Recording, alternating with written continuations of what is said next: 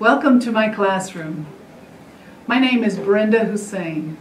I've been teaching English for a long time, and I've learned some of the tricks that help students learn it faster. Grammar is so hard to learn in a second language. Sometimes even in your own language, it's hard. But I've come up with some ways to make it easy. Easier, but really easy. I think you will be surprised as you're watching this video that some of the things you thought were too hard to learn are actually very easy to learn the way I do it. So I want to help you with that.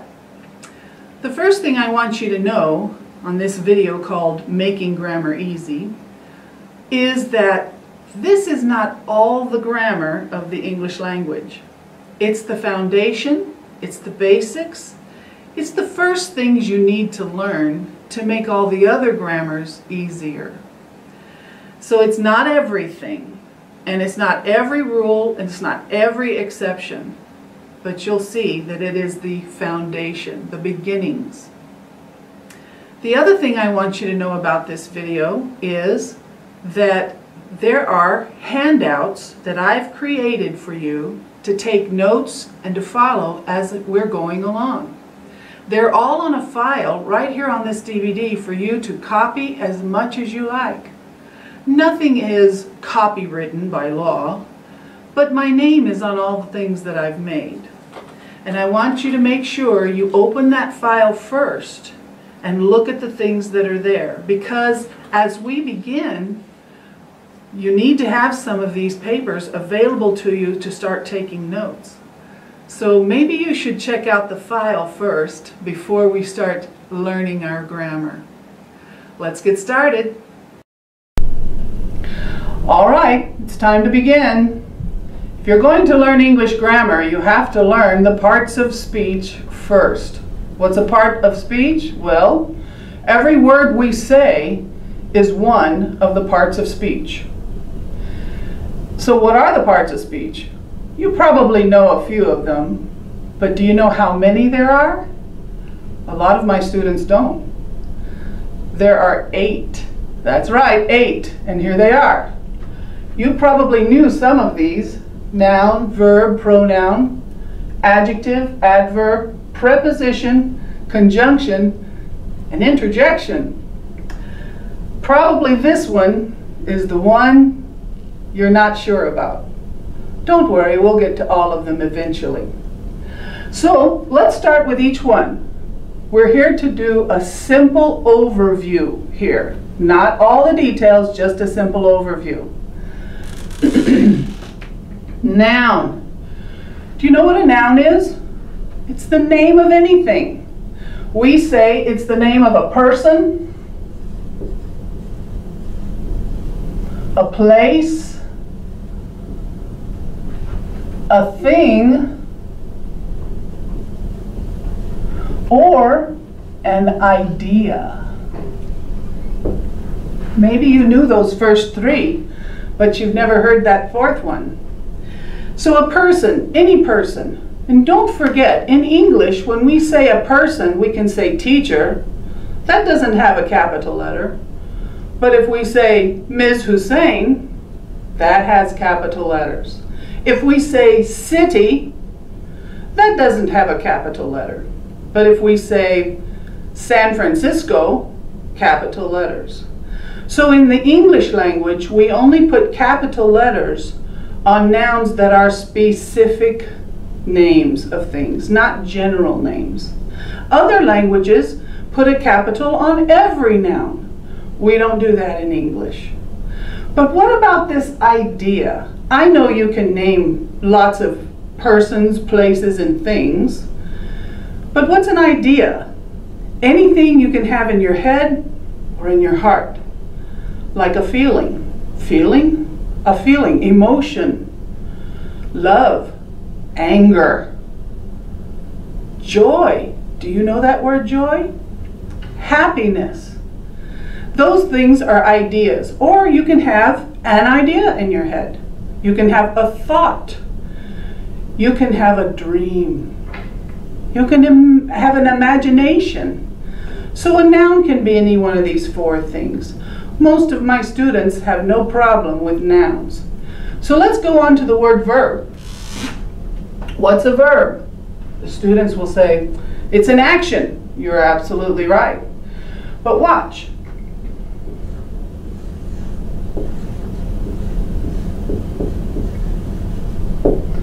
Why did I put number 1 by that? Because verbs can do 4 things. Not just action. There's 4 things they do. But for right now, we will just leave it at action and we'll come back to verbs later because we're going to be spending a lot of time on verbs in the English language. We'll come back to that in a while. So let's go on to this word, pronoun. First, do you see the word noun? Do you see it? So what is this? What is that? Do you know what pro means? This piece of a word is important. And when you're trying to learn English vocabulary, it's going to be good for you if you can start learning the pieces of English words. What's the main part of this word? Noun. Well, we already know what a noun is. But what is this other piece, pro? Have you ever heard the word prefix? I'm surprised how many of my students have never heard this word before. Prefix. What does fix mean? Maybe you say repair. Well, yes. But actually the word means attach. Do you know what pre means? Wait a minute, there's pre, there's pro. These are different prefixes and they have a different meaning. Do you know what pre means? Yes, you're right, it means before. So what does pro mean? Pro means for. So if we're thinking about pronouns, this is a word that takes the place of a noun. It stands for a noun. So what does pre mean? Pre means before, and fix means attach. So what is a prefix?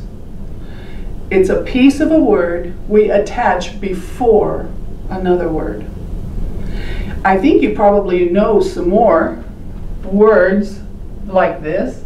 How about this prefix? Have you seen it? Maybe you know this word.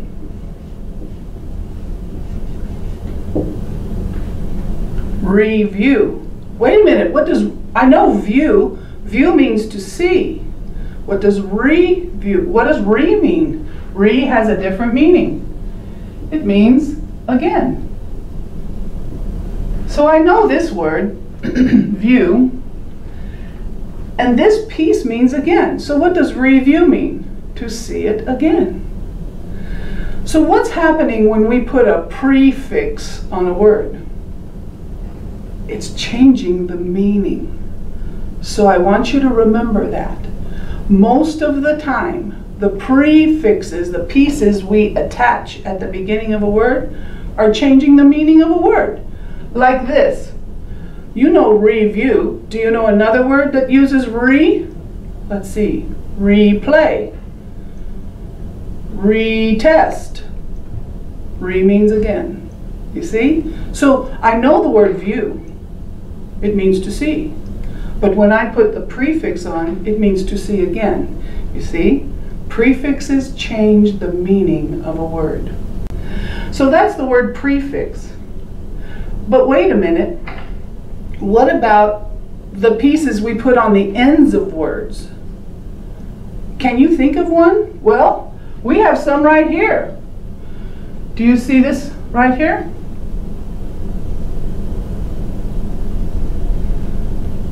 Those are endings. Prepose, conjunct, interject. Those are words, but then we put these endings on them and we've changed something, but we haven't changed the meaning. Let me show you something over here. You see this word?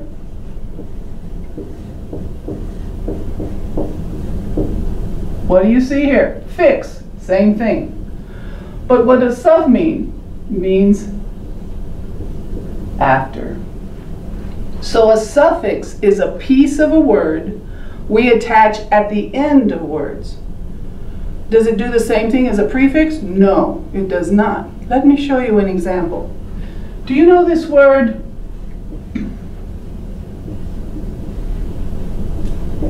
Comfort. Comfort can be a verb, it can be a noun, but it means to feel good or to be feeling good. What if I put a piece on the end? You see this piece? You know that word. I think you've seen it. Comfortable. We call that a suffix. Did it change the meaning of the word? No, comfort means to feel good, and when I'm comfortable, I still feel good. The meaning is the same. What changed? The part of speech. So most of the time, when we put suffixes on words, it's changing the part of speech, but not the meaning. So let's say comfort is a verb, could be a verb or a noun.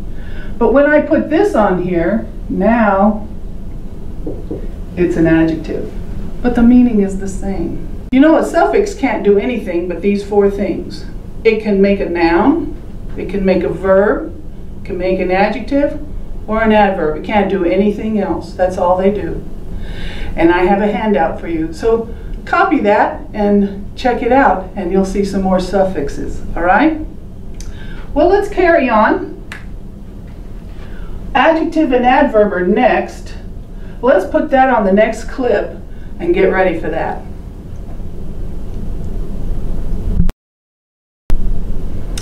Now we know what prefixes and suffixes are. Let's go back to the word pronoun.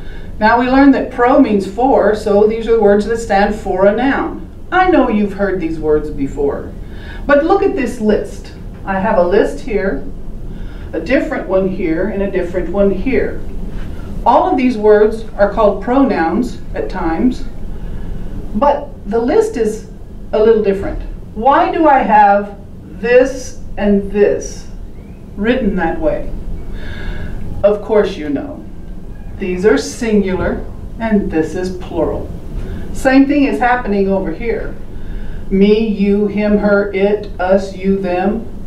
I, you, he, she, it, we, you, they. Singular, plural. Look at the word you. It's all over the place. Because you can be singular or plural. You, one person, or you, many people. So that's the one pronoun that can do a lot of things. But I'm asking you now, what's the difference between this list and this list? Do you know? Many of my students do not. Here it is. These pronouns can be used as subjects. And these pronouns can be used as objects. And that's the difference. This is really important if you're going to speak English correctly, because sometimes English speakers don't use these words correctly. So I want you to see what to do. If you've got a subject like this example, Dan and I, or Dan and he, or Dan and she, or Dan and they, or Dan and we, it has to come from this list if it's the subject. See, this sentence has two subjects.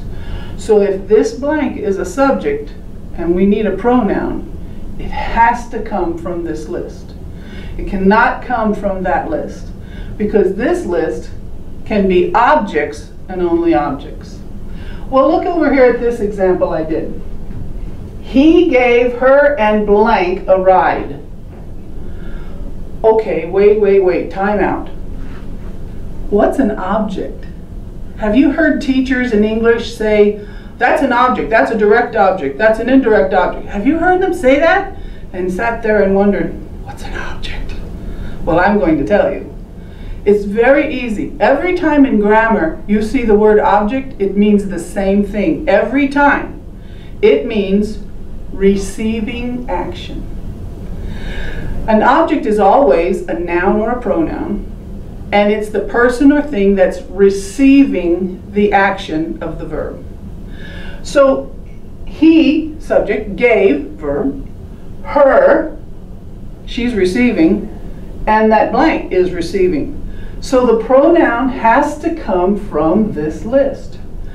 You know the mistake that English speakers usually say, because they're trying to sound proper? They'll say, he gave her and I a ride. That's wrong. And everybody thinks it's right, and it's wrong. Why? Because it's an object. And if it's an object, it cannot come from this list. Got it? So what can we put in that blank? Well, anything from the object list. He gave her and me a ride. He gave her and him. And he gave her and them. He gave her and us. It just has to come from that object list. If it's an object, that's what it is. All right, what's an object? Every time you hear the word object in English grammar, it means the same thing. Receiving action. So you know what subjects are. That's the first thing you learn. If it's the subject of a sentence, it has to come from that list. If it's an object, it has to come from that list. And that's the difference. But wait a minute. There's another list down here.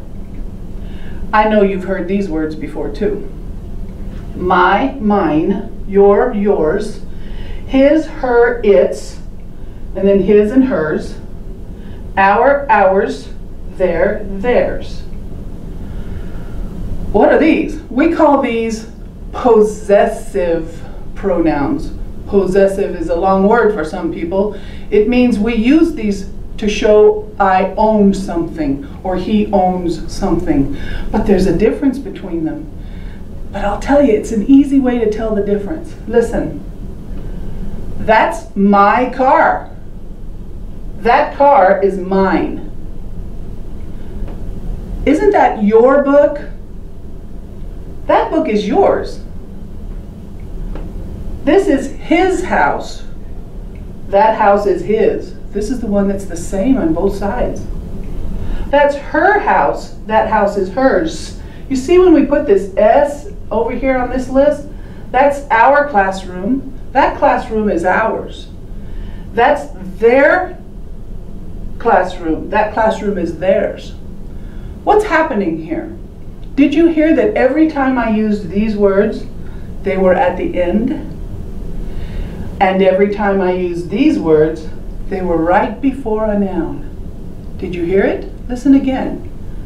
That's my car. That's your book. You hear that? Every time we use these, there's a noun after it. Because when we use these words, even though they're possessive pronouns, they actually act like adjectives. You know, we haven't gotten to the word adjective over here yet. That's the next thing. But I'll tell you right now, an adjective is always pointing at a noun. So that's when we use these. But what about these? That car is mine. That book is yours. There's nothing after it. There's no noun after it. That's because these are really, really, really acting like pronouns. These are acting like adjectives. And that's the difference. Not so hard, huh? Not so hard. Okay, next clip. Let's move on to the adjectives.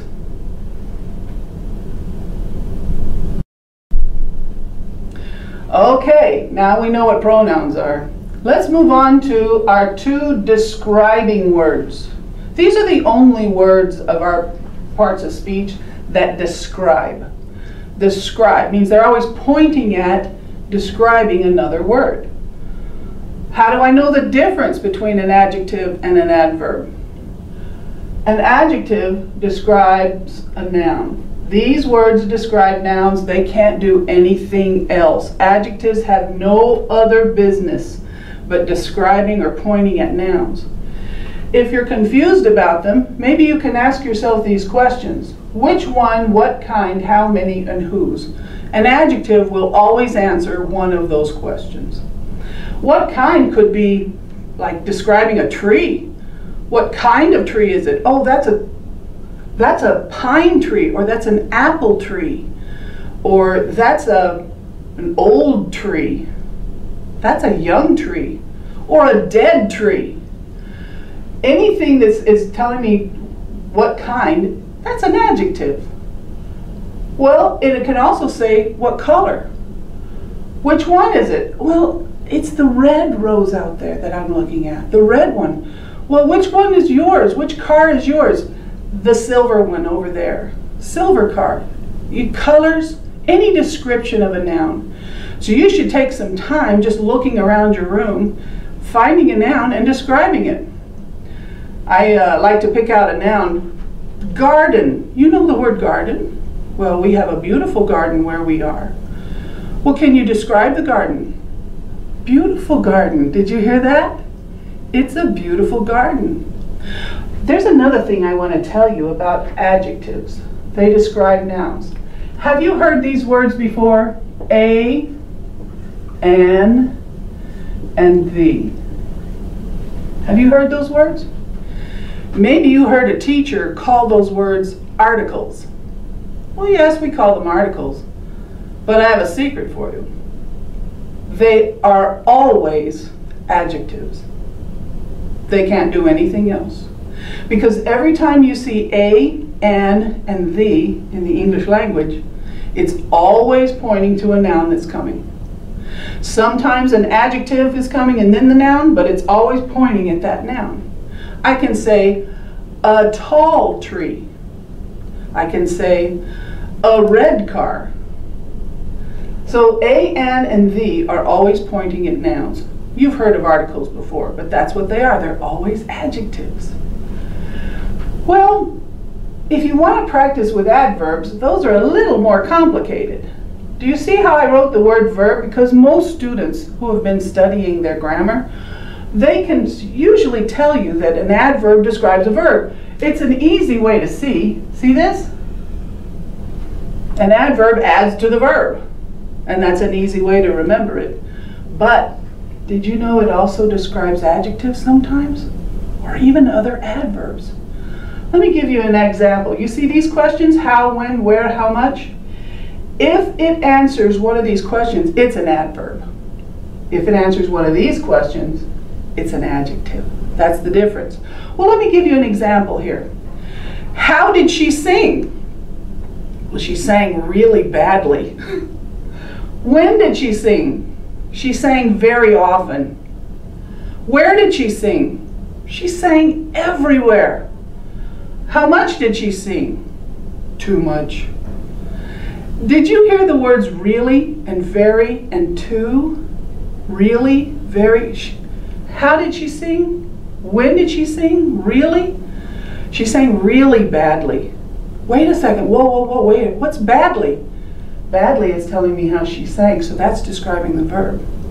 She sang badly. But what's really? Really is describing the adverb that's describing the verb. So you see, sometimes adverbs describe other adverbs. How about this one? When did he sing?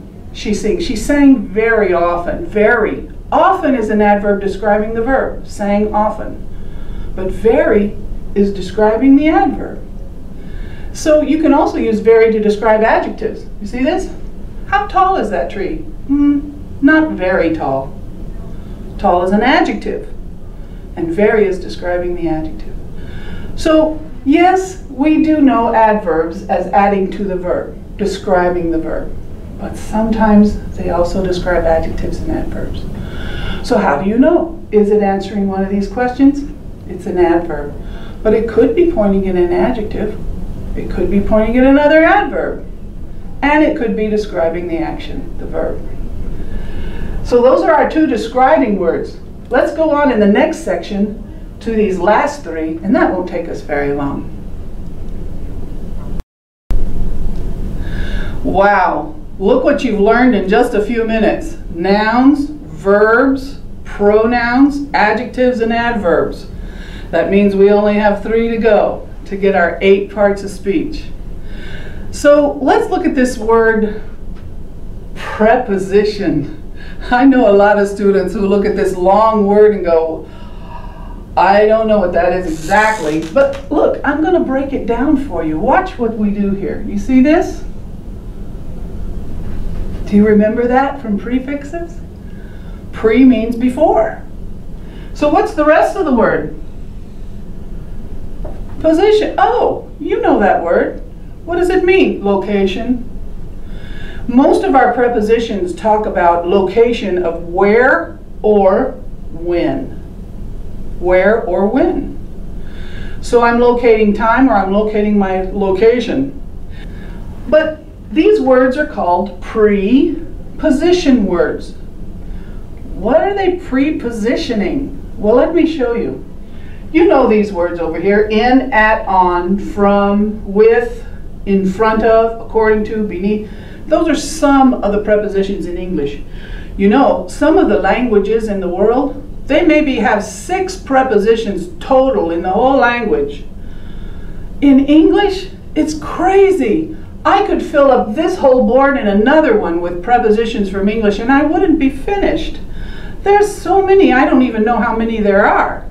But we do have a list of very, very common ones, and they're real easy to find. But that's not what I want to show you here. For learning your grammar, you need to know what these words are doing when you see them in a sentence. Whenever you see these words, they're never alone, right? Don't they usually have something right after it? Come on, you know what they say. In. Give me an example. In my house. Okay? At work or at my job. On the table. From class. When did you come from class? With my family.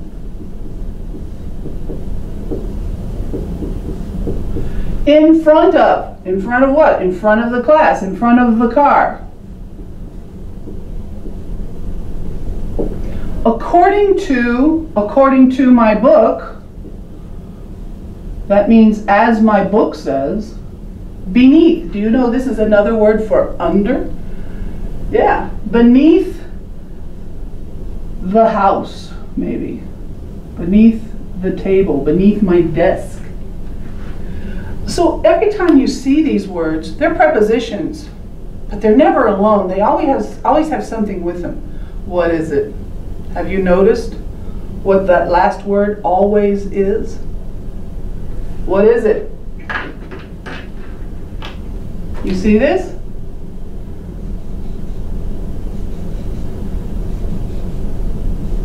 Do you see how these are always nouns? The name of something? It could be a pronoun too. You can say with him or with them. You can use pronouns too, but it's got to be a noun or a pronoun. These words are never alone. They always come with a noun. It could be 3 words, it could just be 2 words, but look at these 2. You may see 3 words here, but that's 1 preposition. You may see 2 words here, but it's 1 preposition. And it's always followed by a noun somewhere. Could be 4 or 5 words in there, but it's always followed by a noun. Now watch. I want to show you what these things do. In my class, I teach my students to mark these like this. What are these? This is a phrase. What's a phrase? Sometimes teachers use words and they don't tell you what they are. But in my class, I always explain.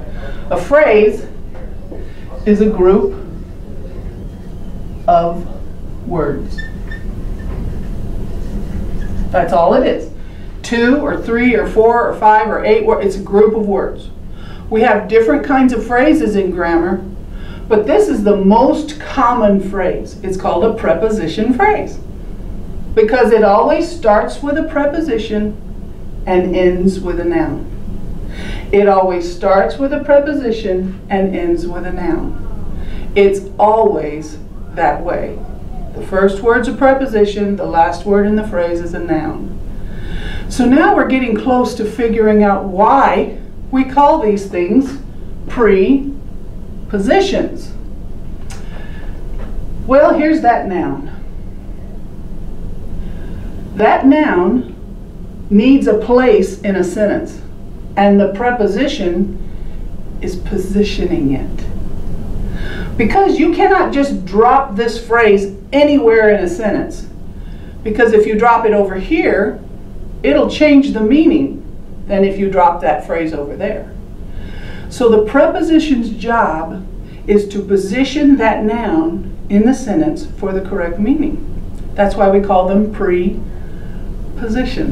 Got it? It's a long word, but it really does have a simple meaning. So one more thing I want to show you before we leave this part of speech. We will see them more later in later grammars. But you've got to learn this. That noun at the end of the phrase is called, maybe you have seen this. What does that mean? Grammar books will have the OP, but sometimes they don't tell you what it is. I'll tell you. It means object of the preposition.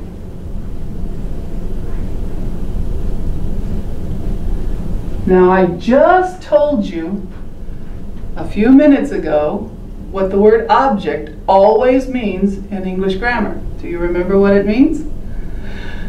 That's right, you wrote it in your notes. Receiver. It's receiving the action. Receiving. The action of what? Well, that's not a verb. This isn't that. Well, it's a preposition, and the preposition is positioning that noun. So that noun is like the passenger in a car, and the preposition is like the driver. So the phrase is the car. Here's the driver, the preposition, and here's the passenger, the noun. And the preposition is driving that noun to the right place in the sentence. You can look at it that way. But that's why we call that noun at the end is called the OP, or the object of the preposition. Sometimes you will see those words in a grammar book and you won't know what they're talking about. But now you know. Good? Well, that's prepositions. Remember, they always come in a phrase. 2 or 3 or more words is a phrase, preposition phrase. We won't spend very much time on the word conjunction or interjection, but I will tell you what they are. The word conjunction means joining words. You know them, like and, or, so, but. These are words that are connecting words or groups of words.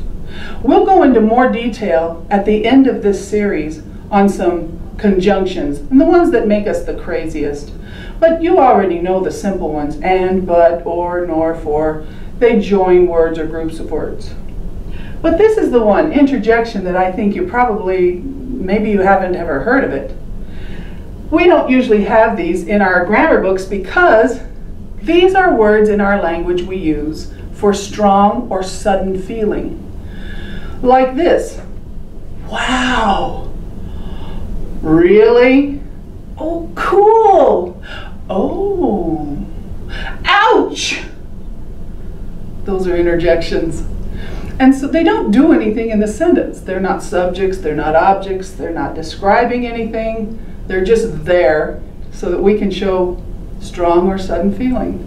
So that's why grammar books don't really spend very much time on those words. But that's what they are.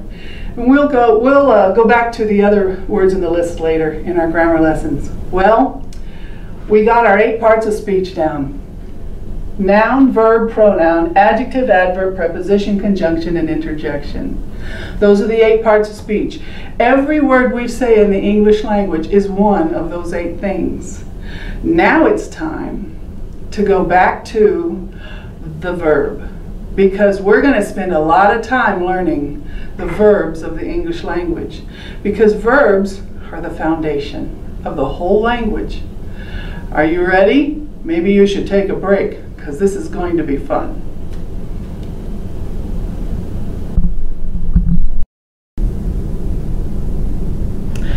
Well, We did an overview of the 8 parts of speech, and now it's time to go back to that verb, because the verb is the foundation of the grammar of the language. So let's take a look at it. The first thing we looked at before was verbs are action. Well, that's right, but that's not all they do. We actually have 4 things in the English language that verbs do. So I have them listed here. Let's look at each one by one. We said that a verb can show action. That's true. But that action can be mental or physical. Sometimes we forget that the action you do in your brain or in your heart, those are also action verbs, like think or dream or imagine, or the emotions like love, hate. Those are verbs. Those are actions you can do with your mind or your heart. Of course, we know what physical action is. Physical action is what you do with your body, any part of your body. See, hear, speak, sleep, run, walk. We know that already. So let's move on to the second one. The second thing verbs can do is show being. You've maybe heard your teacher say the word be verbs, but sometimes they don't stop and tell you what those are. So I listed all of them here for you. You've heard these verbs before, but I want you, if you're taking notes, I want you to write the list down just like I have it here, because there's a reason for it. Let's look at them. Am, is, are, was, were, be, being, been. That's right, been, not been. That's a little British. We understand it when you say been, but we don't say that in the United States.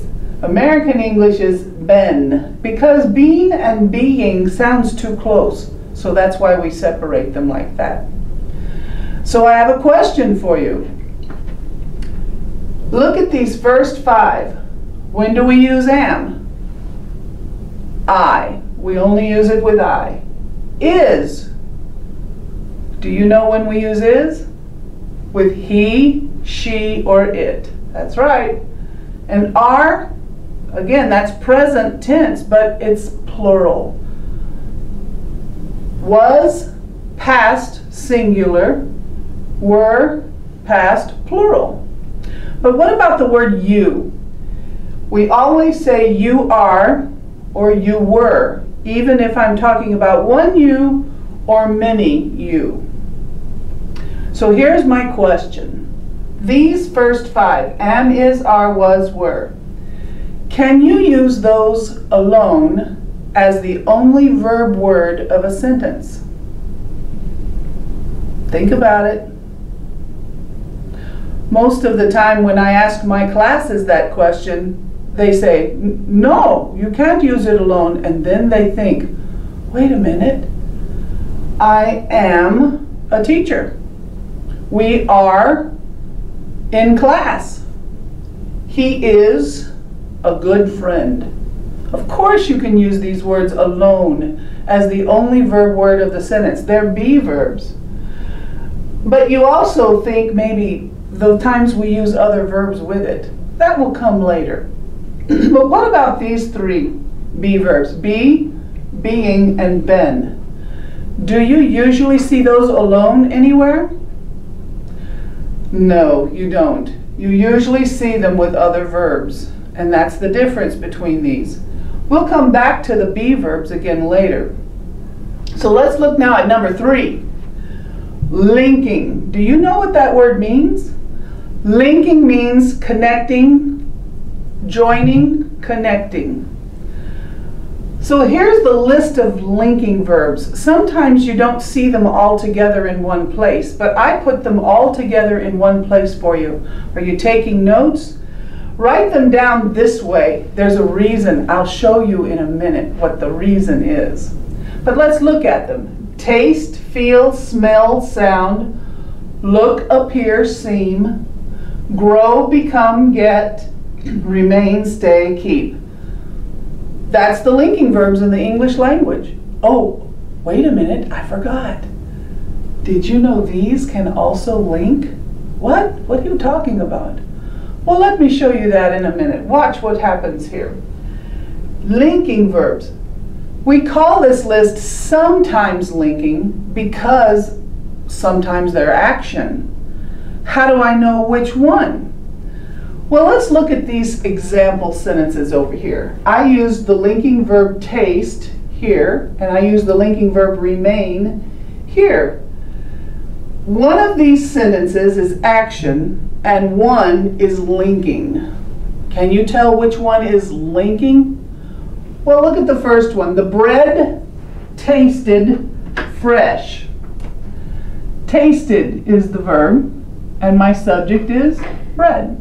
Again here, I tasted the bread. Same verb, subject. One is action and one is linking. I bet you found out which one is action. Yeah, the second one is action. Because in that case, the subject is doing this action to an object. Object. Oh, do you remember from the last tape?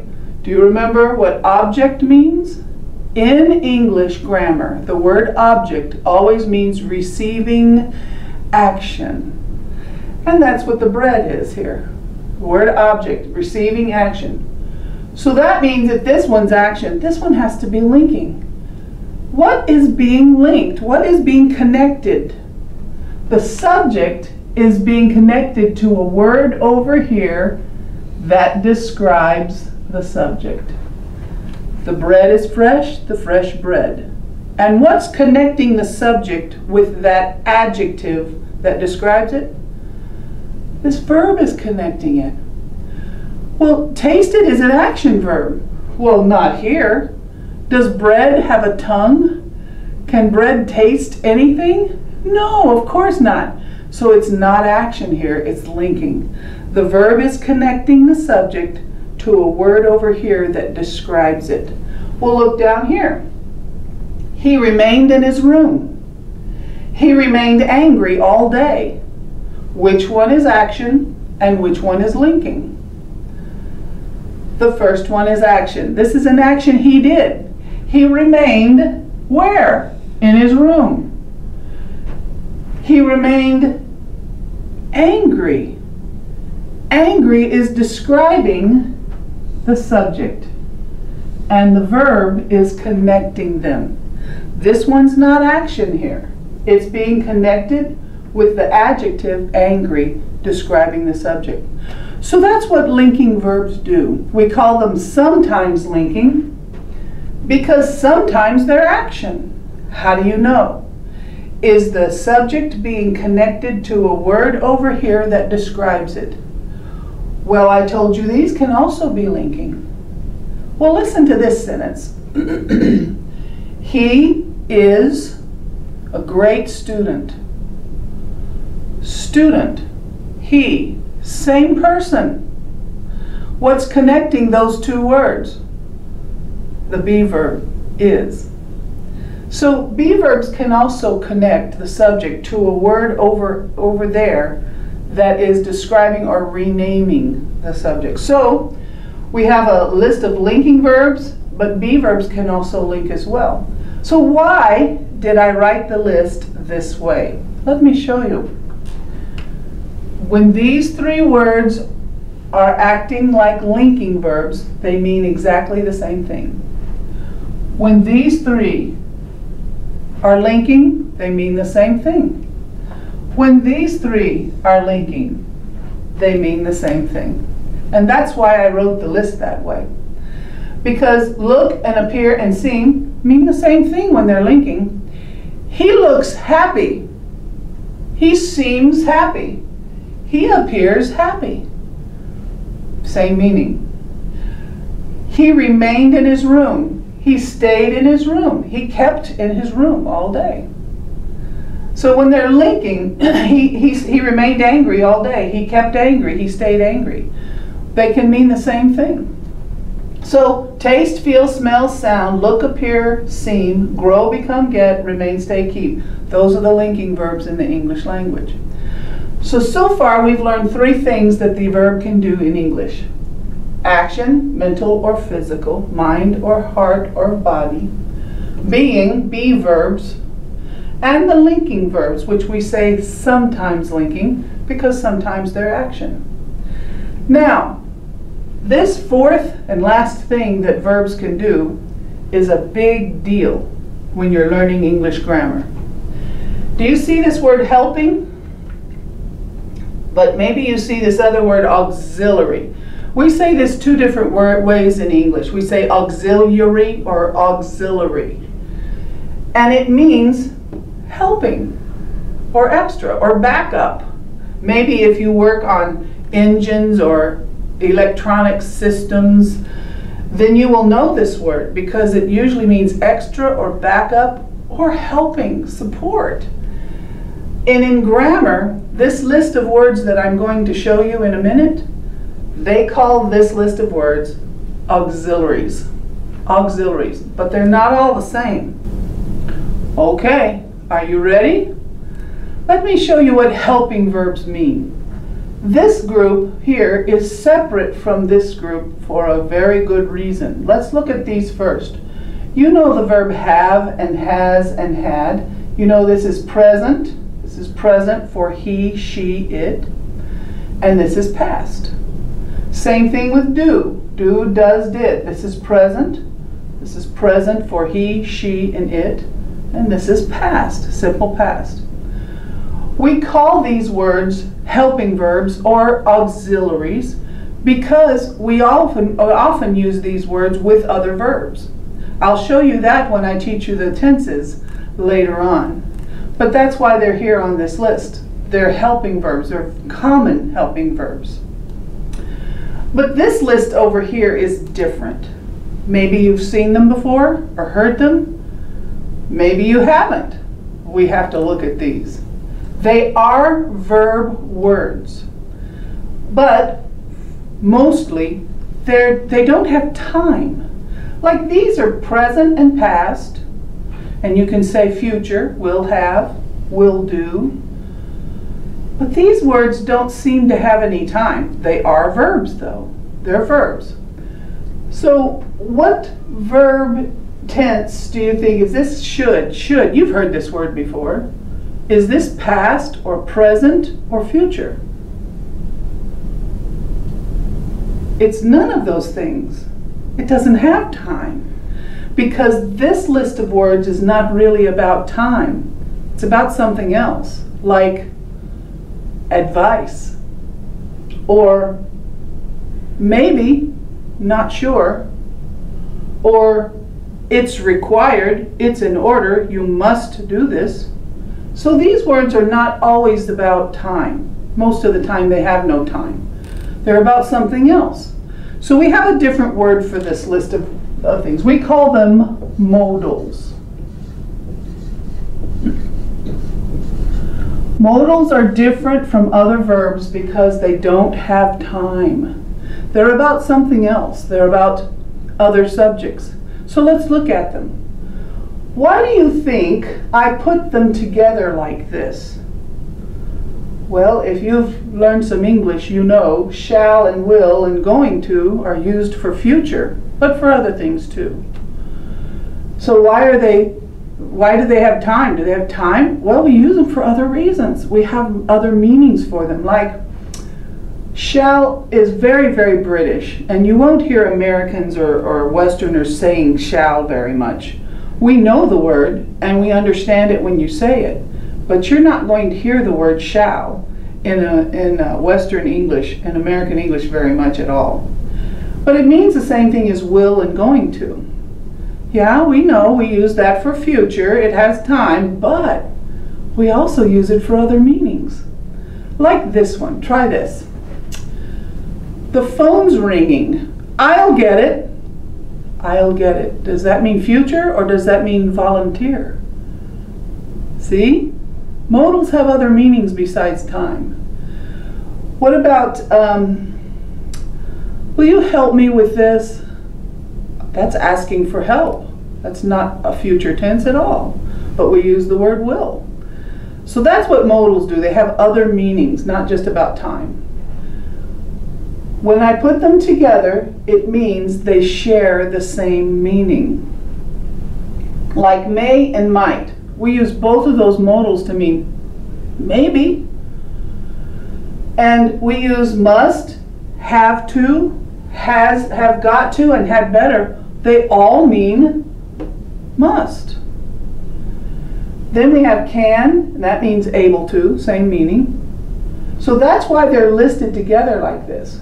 But I have a little surprise for you. Maybe you've been studying English, and maybe you've studied a lot of books, and maybe modals always confused you. Well, I'm going to show you how easy they really are. It doesn't have to be hard. Here's the first surprise maybe for you. Many of my students are very surprised when I tell them this. You see this list? That's all the modals in the English language. There are no more. That's it. I know some of you out there are being surprised right now, and you're looking at that list, and you're looking at me, and you're thinking, oh, she missed something. No, I didn't miss anything. That really is all the modals in the English language. If you were thinking modals are really, really hard, well, first surprise, it's not a long list. And then when we figure out, well, why do they have so many lessons in grammar books about these words? Well, here's one reason. Should and ought to have two different meanings in our language. Would has 5. May means the same thing as might, but may also has a second meaning. Must has 2 meanings. Can has 3, and could has 5 different meanings. That's why it sounds a little complicated sometimes. We will come back to modals later on after we finish our verb tenses, and we'll see how modals work. But before we leave this list, let me show you some things you need to write down. See the word be here? And be, and down here, be. What does that mean? It means that those 3 modals always start with a be verb. They're the only 3 that do. The other modals don't have be verbs with them. Only those 3 do. So example, I know going to means will, or something I'm planning to do. So how do I put it in a sentence? We are going to go to the movies this weekend. We are going to go. Did you hear the be verb? I am going to go to the store. I am going to go to the store. You always have to put a be verb before that modal. So it's am, is, are, or will be, or you can say was and were with it too. How about supposed to? We are supposed to be in class early. We are supposed to be, I am supposed to go to the doctor later today. I have to use a be verb with it. And you can use the past with it. I was supposed to go to the doctor, but I got stuck in the traffic and I couldn't go. So you can use past be verbs with that too. What about able to? Again, same thing. He is able to run 5 kilometers. Well, he was able to run 5 kilometers when he was younger. But you see, you always have to put a be verb with it. Just those 3. And here's another thing. Maybe you've heard Americans saying these words. Maybe you've heard me say it already on this tape, because I say it all the time without even thinking. Have you heard this word before?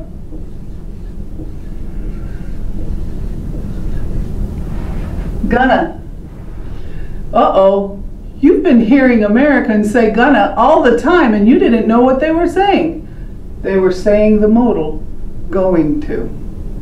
They were saying the modal going to.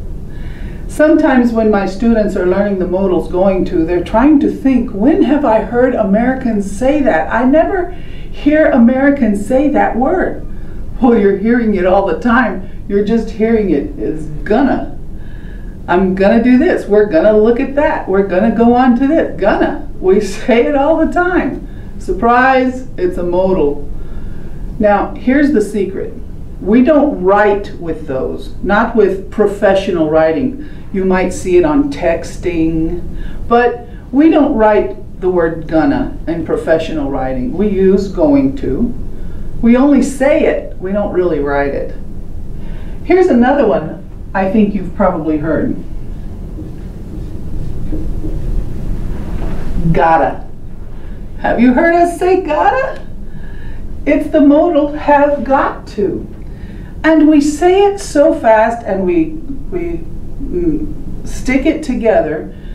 When we say it correctly, we say, I have got to go to the doctor next week. I have got to go to the doctor next week. I've got to go to the doctor next week. That's what you're hearing. And you didn't know it was this modal have got to. Gotta and gonna. These are some ways that Americans talk. They're using a modal, but they're changing it only for speaking, okay? So sometimes you hear, I've got to go to the doctor. I'm going to go to the store after that. What? If you can train your ears to hear gotta and gonna, you will understand the Americans you're listening to a little better. Now, before we leave this list and move on, we will come back to modals later. I want to teach you the #1 rule about modals. This #1 rule, and we never change it. When we use a modal, what comes after it? What's the very next word after it? We never change this rule. After a modal, verb 1. Do you know what verb 1 means? Oh, I'm getting ready to tell you that in a little bit. But verb 1 is the simple form of the verb. The first verb form. You heard me say, I'm going to go to the doctor. Going to, go. Did you hear verb 1? How about even with gotta? I've gotta go to the store. Even when we say gotta and gonna, the next word is always verb 1, simple form. We never break that rule with modals. Every time you hear a modal, the next word is the simple form, or what I call verb 1. So, 5 meanings, 2 meanings, modals. We'll come back to those later and we'll learn a lot more details about it. But now, it's time to move on and start learning our verb tenses. Before we start the next section, I want you to find this handout on the DVD and make a copy if you can. If you cannot, set your notes up. It's this verb tense chart. I hope you can see it. It's got present, all the tenses on it. If you can make a copy of this and get it ready for the next section, that's what we're getting ready to do. All right? All right, did you get a copy of this or make one in your notes? Let me encourage you, when you're watching this DVD, please take notes. If you're trying to learn the English language and get your grammar correct, you really need to write this down with your own hand. It actually helps you learn faster and better. And that's why I have not made electronic reproductions of all of this. I want you to write it. It's part of the learning process. So, if you got a copy or you made one in your notes, good. We're going to start on the back of this, and when we're finished getting the foundation ready, then we're going to turn it over and learn our tenses. So let's start with verbs. How many forms does every English verb have, except for modals, of course? How many forms does every English verb have? I'm listening. Most of my students say 3. You know why they say 3? It's because of charts like this. They're very common. Every grammar book you see in English books, everyone has a chart like this. And if you can see, it's got a long list of verbs, and there's 1 form and 2 forms and 3 forms. And you see they call it simple form, simple past, and past participle. I bet you've heard those words before, right? You can get a chart like this in just about any grammar book. Even if you have a computer, you can find them online. They're always listed like this. And this is why I think students usually tell me, teacher, there's 3 forms of English verbs. Well, I have a little surprise for you again. There aren't 3.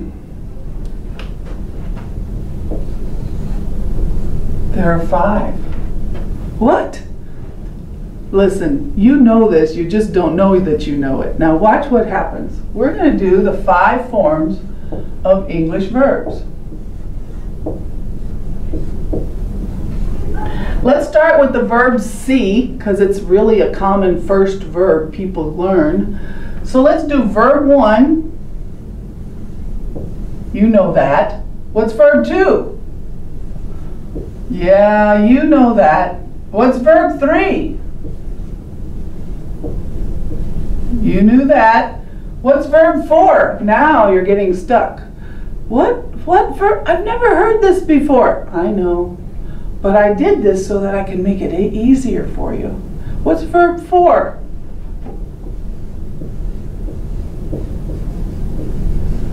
Oh, the ing form. Yeah, see, you know that. Now what's verb 5? You don't know, but you do. You've seen it before. Look. Oh, yeah. Yeah, you know these words, but the difference is you've never seen them all together like that. In my classroom, I've learned that if I throw teacher words at my students, it just makes them more confused. So every chance I get, I try to throw out the teacher words. And one of my most unfavorite teacher words is the word participle. I know you've heard it. Maybe you've heard English books or your teachers say, this is the past participle.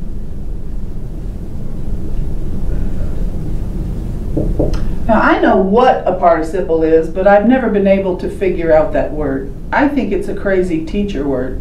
So in my class, it's not allowed, but I'll show you why. Maybe you've even heard people call this one present participle. Have you heard that?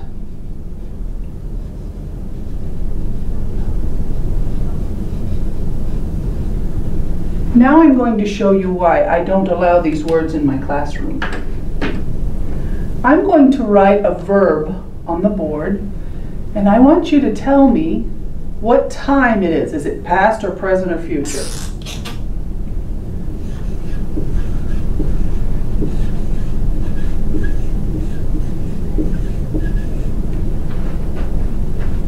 Okay. Is that past or present or future? I hear all of you out there going, past. Are you sure? Here's your first lesson in verb tenses. The first word tells you the time, not the last word.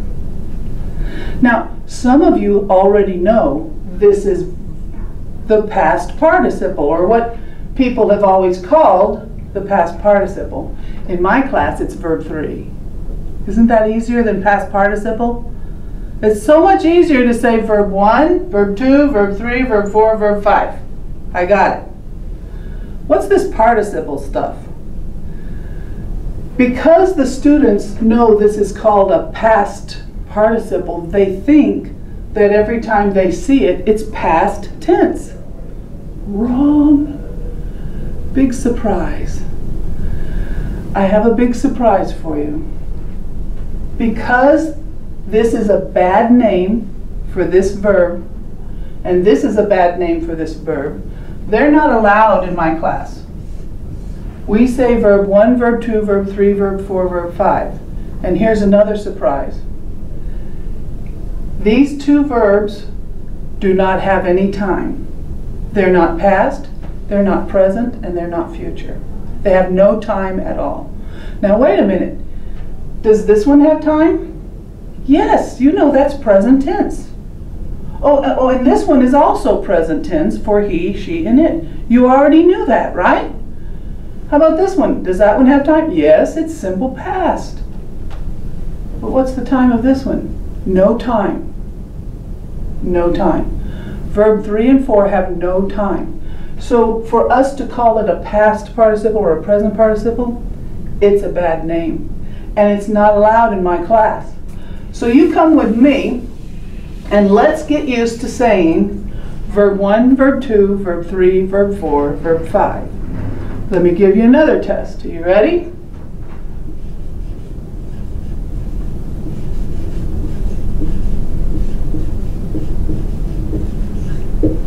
Is this past or present or future? You got it this time. The first word tells you the time. This is a past tense. Look, this is a present tense. Verb 3 has no time. Verb 4 has no time. The time of the verb is always the first word. You got that? Okay, so now we're ready to go on. So if every English verb has 5 forms, not 3, 5, then why do we only see 3 on these charts that we see in grammar books? I'm going to tell you that in just a minute. All right, before we do that, let's go to regular and irregular. Regular and irregular. Do you know those words? Is this one irregular? Yes, this is an irregular verb. So give me one that's regular. All right, well, let me give you one. How about this one? Play, played, played, playing, plays. Did you do that with me? Verb 1, verb 2, verb 3, verb 4, verb 5. Do you know another one that's regular? Okay, work. Come on, do it with me. Worked, worked, working, works.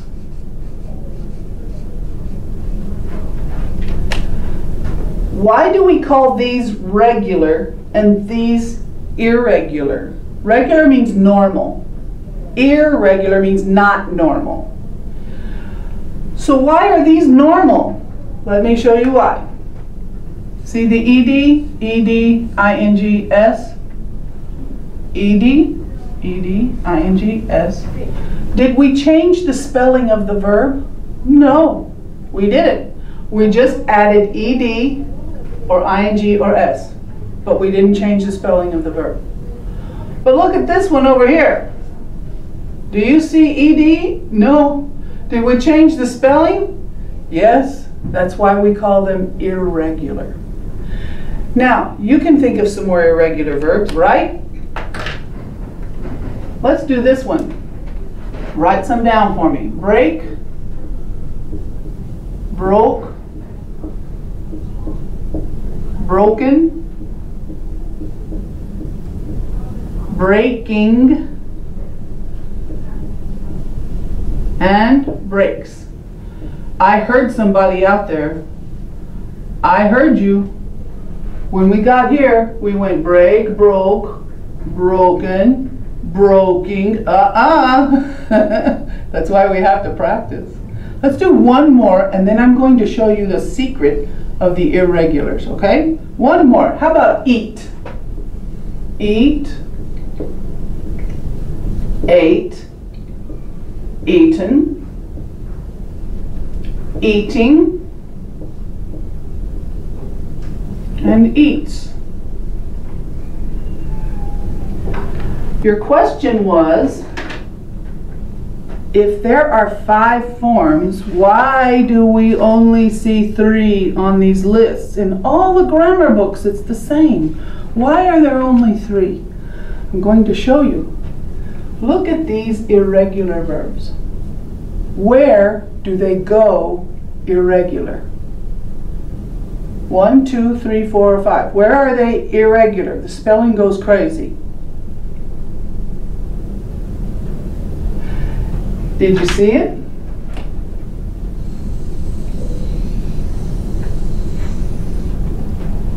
Did you see it?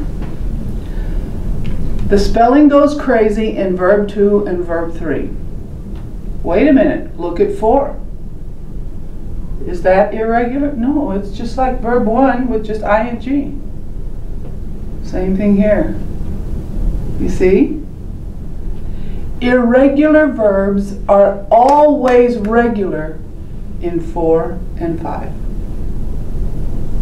Let me say that again. Irregular verbs are always regular in 4 and 5. That's why you never see them on these lists, because they're regular. If you know verb 1, you know 4 and 5. They don't change. They're like the regular verbs. See, look at this. Look at 4 and 5. Working, playing, seeing, breaking, eating. It's the same. The only thing that goes irregular is verb 2 and 3. And that's why they do these charts with verb 1, verb 2, and verb 3 on them. Because they're crazy. Because English is crazy, you know.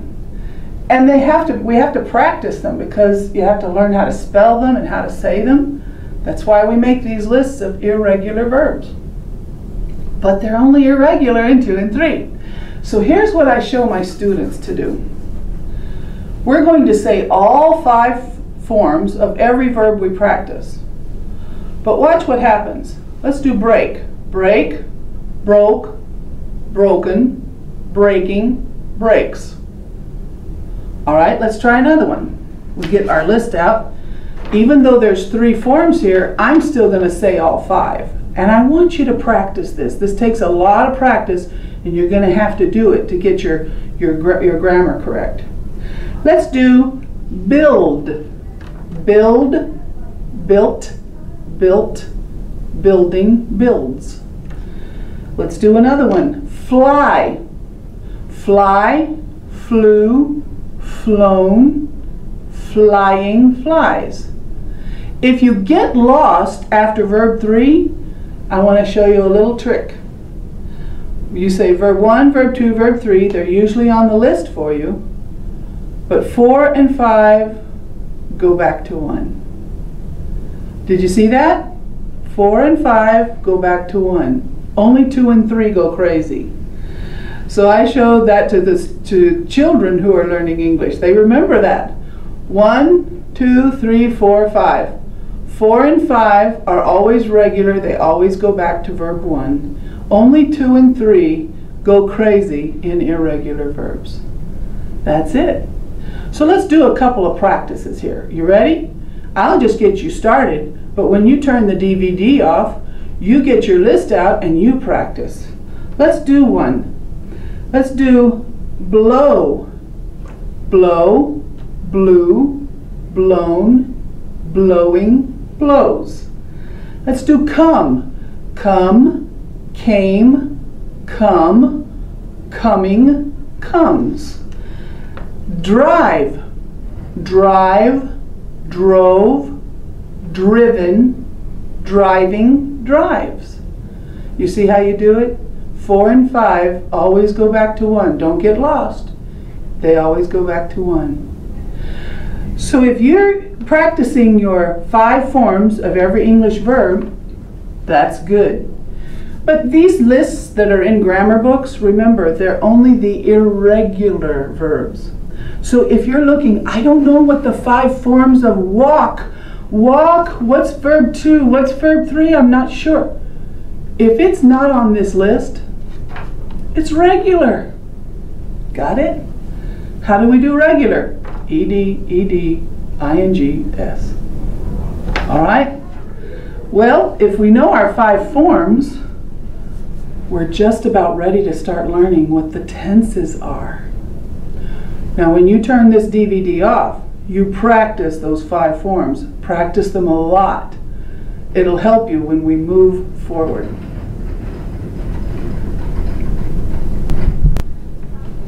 All right, did you get a copy or make a copy of this chart? It's time to go. This chart is the same thing that's on the board right now. So I made it big for us to work with.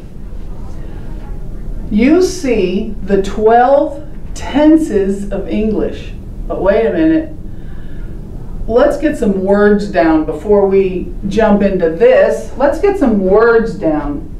First of all, the word tense. In English grammar, what does tense mean? Tense means time. In English grammar, time is present, past, future, present progressive, past perfect, all of those things. It's the time of the verb. Here's the second word you need to know. Perfect. In English grammar, what does perfect mean? Perfect means completed.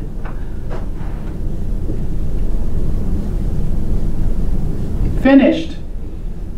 Completed. So, if perfect means completed, then what does past perfect mean? Now, don't make it hard. It's not that hard. It's not that complicated. What does past perfect? Perfect means completed. So what does past perfect mean? Past completed. No, really, it's that easy. Don't make it so hard. It's really that easy. Don't be surprised. So what this means is something happened in the past and was finished in the past. No, really, it's that easy. Maybe you heard somebody explain it so much harder than that with all of these words and detail. It's not that hard. Take a breath. It's good. Okay, so if that's perfect, perfect means completed. What does future perfect mean? Come on, don't make it hard. Yeah, something is happening in the future and it will be finished sometime in the future. That's all it means. Don't make it complicated. It really is that simple, okay? Here's the third word you need to know.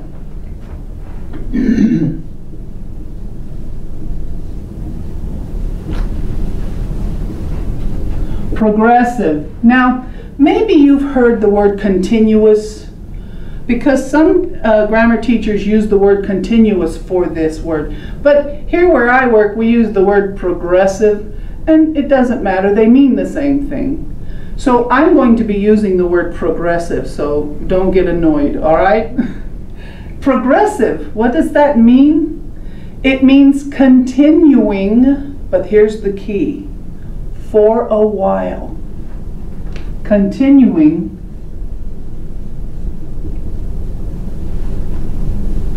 for a while. For an amount of time. It means going and going and going for a while. It just means this thing happened and it continued for a while. How long? Well, we don't always say how long. It just means for a while. I might tell you how long, but that's not the point. The point is it just means for a while. So if progressive means for a while, Then what does past progressive mean? Yes, see, you're learning. You're making it not so hard. Something happened in the past and continued for a while in the past. Is it happening now? No, it's past. Something happened in the past and continued for a while in the past. See how easy this is? I know you're sitting out there thinking, I can't believe it's this easy. Well, it is. It's not that hard. So what does future progressive mean? Something will happen in the future and continue for a while in the future.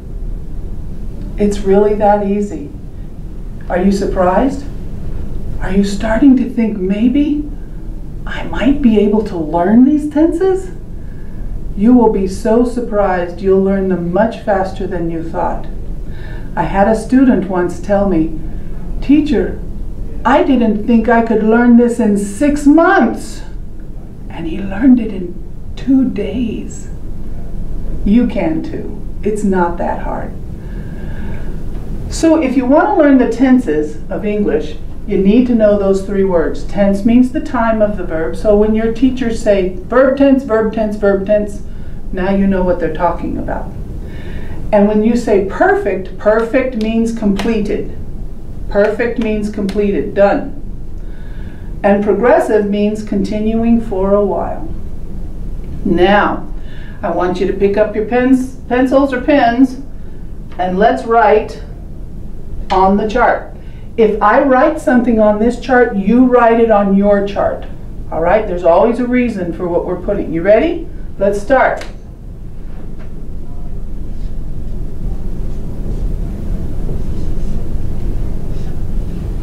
Oh, what are these numbers? Did somebody say 1.5? Someone in my class always says 1.5. Now think, what did we just do before this? 1, 2, 3, 4, 5. The 5 forms of every English verb. That's what these numbers are. The numbers are telling me that I use verb 1 and verb 5 with this tense. I use verb 2 with this tense. And I use verb 1 here. So let's finish the numbers, okay?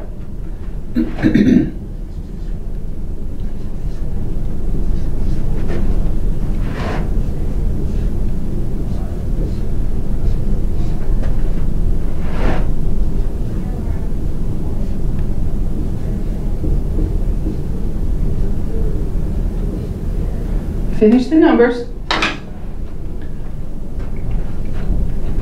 Yes, you see verb 3 here. You see verb 4 here. And you see 3 and 4, 3 and 4, 3 and 4. Did you finish? I know what you're already thinking. You're thinking, I cannot learn those. That's going to be way too hard. Now wait a minute. So far, have I made it easier than you thought? We're not done. We're not done. I'll explain that to you in a minute. So where do you see the 5 forms? Are they all here? Yes. Here's 1. Here's 2. Here's 3. Here's 4. And here's 5. All 5 are here. There are 5 forms to every English verb. Well, I have a secret to tell you. Remember when we were looking at perfect and progressive? I'm going to give you a secret. Every time you see perfect, it's verb 3. Every time you see perfect, it's verb 3. And every time you see progressive, it's verb 4. Look at the chart. Every time you see progressive, we have a verb 4. Even over here where it says perfect progressive, perfect progressive, perfect progressive, we're going to have a verb 3 and we're going to have a verb 4. So every time you see perfect, it's a verb 3. And every time you see progressive, It's a verb 4. What does perfect mean? Completed. What does progressive mean? Continuing for a while. So far, are you okay? You got it? All right. We're going to practice with one verb on this chart. Are you ready to write? We're going to write with the word drive. D-R-I-V-E, drive. And we're going to use it because it's irregular. Drive, drove, driven, driving, drives. And we're going to put all 12 tenses up here first, and then I'm going to show you a secret about them. Are you ready? Let's write it together.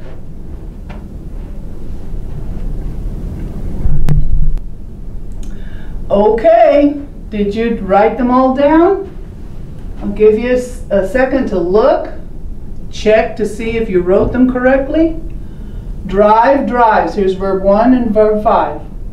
Drove, verb 2. Will drive. Don't forget to put will have, will be, and will have been with these. Don't ever write the last word alone.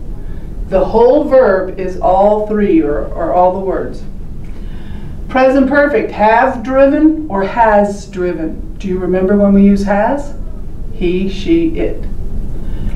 Had driven, past perfect. Will have driven, future perfect. Am driving, is driving, are driving.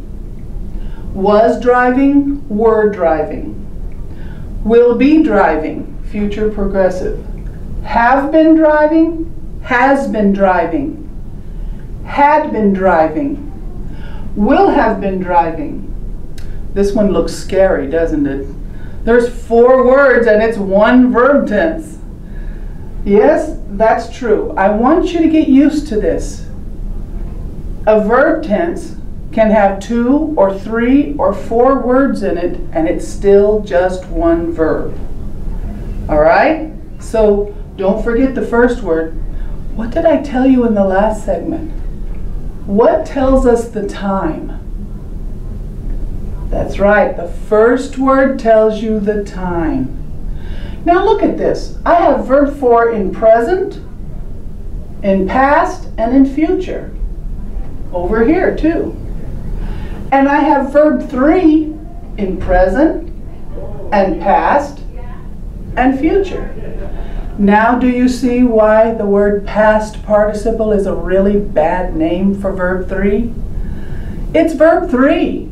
We use it in present, past, and future tenses. Why are we calling it a past participle? It's not a good name, and remember, we already threw it out. So, did you write them all correctly? Let me show you something real quick. Look over here. It's the be verbs again, right? Now, in the last segment, we learned verb 1, verb 2, verb 3, verb 4, verb 5. What are the 5 forms in the be verbs? What's verb 1 of the be verbs? No, it's not am. Let's do verb 1 of the be verbs. Verb 1 is be. Okay, now you're getting the idea. What's verb 2 of the be verbs? Verb 2 is always simple past. Here it is.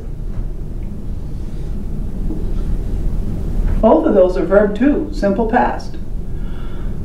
Now you're catching on. What's verb 3 of the be verbs? What's verb 4? ing. Okay, this one's tricky. Verb 5 is always the S form, simple present for he, she, it.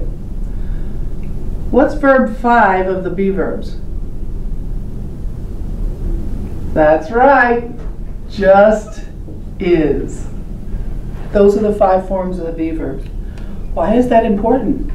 Because of the modals and the verb tenses we're going to be using. Remember about the modals? What's the #1 rule about modals? After a modal, verb 1. We never break that rule. So if you want to use a modal, oh, and remember, will is a modal. So did we follow that rule with will? Even though will is all the future tenses, did we follow that rule? Will, verb 1. Will, verb 1. Will, be. Be is verb 1 of the be verbs. Don't forget that. And will, verb 1. Now, what's verb 3 of the be verbs?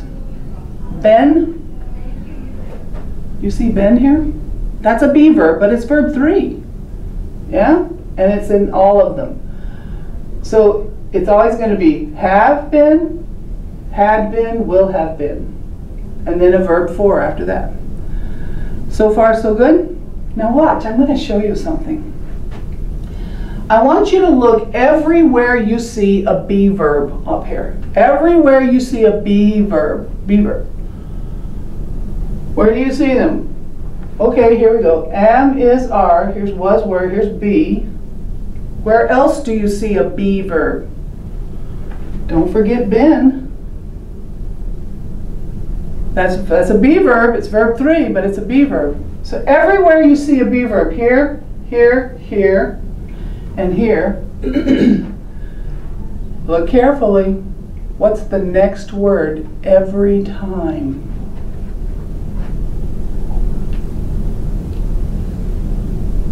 Verb 4. Write that down. Am, is, are,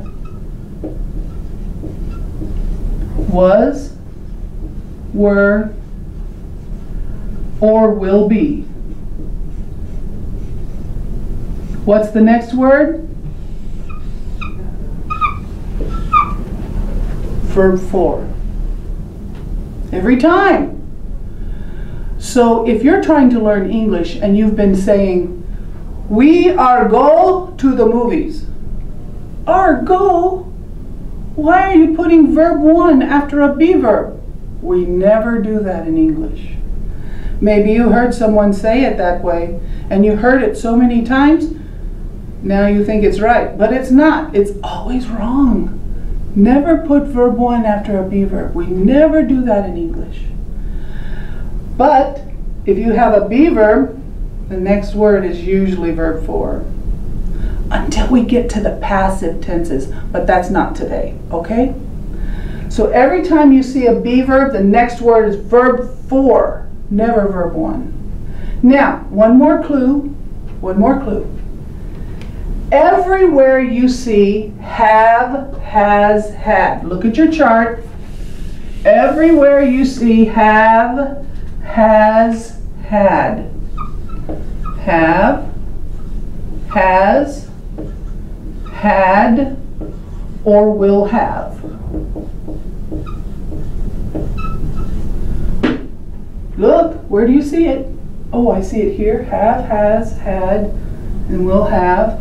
And over here, have, has, had, and will have. Everywhere you see have, has, had, what's the next verb? Every time. What is it?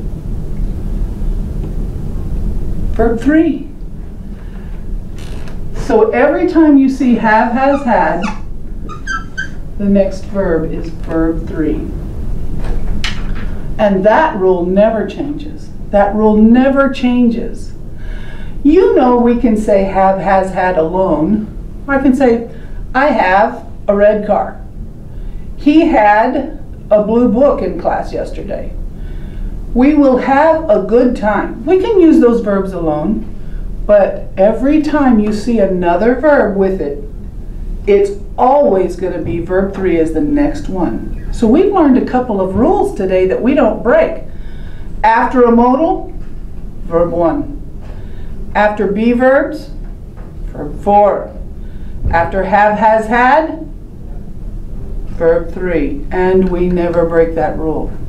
So if you see a verb after have, has, or had, and you're not sure what it is, it's verb 3.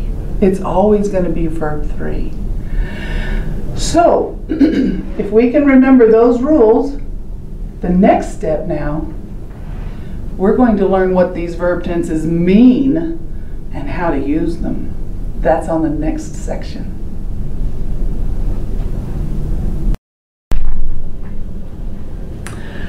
I hope you're taking notes. Remember this?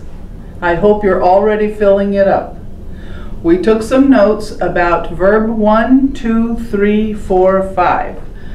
Just make sure you remember it. Let's try it. Remember? Let's do break.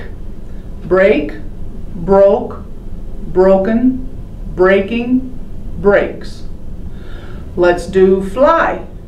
Fly, flew, flown, flying, flies. Remember? Verb 1, verb 2, verb 3, verb 4, verb 5. And then we looked at where those verb forms are on our verb chart. We've done all the 12 active tenses on the board, and now we're ready to see what these tenses actually mean. Verb 3 is always where it's perfect. Verb 4 is always where we see progressive. And over here, when we see perfect progressive, you see a verb 3 and a verb 4. Don't forget, been is verb 3 of the be verbs. And been is used in all of these tenses. You ready to find out what they mean now? Let's clear up some things maybe you were thinking that were wrong.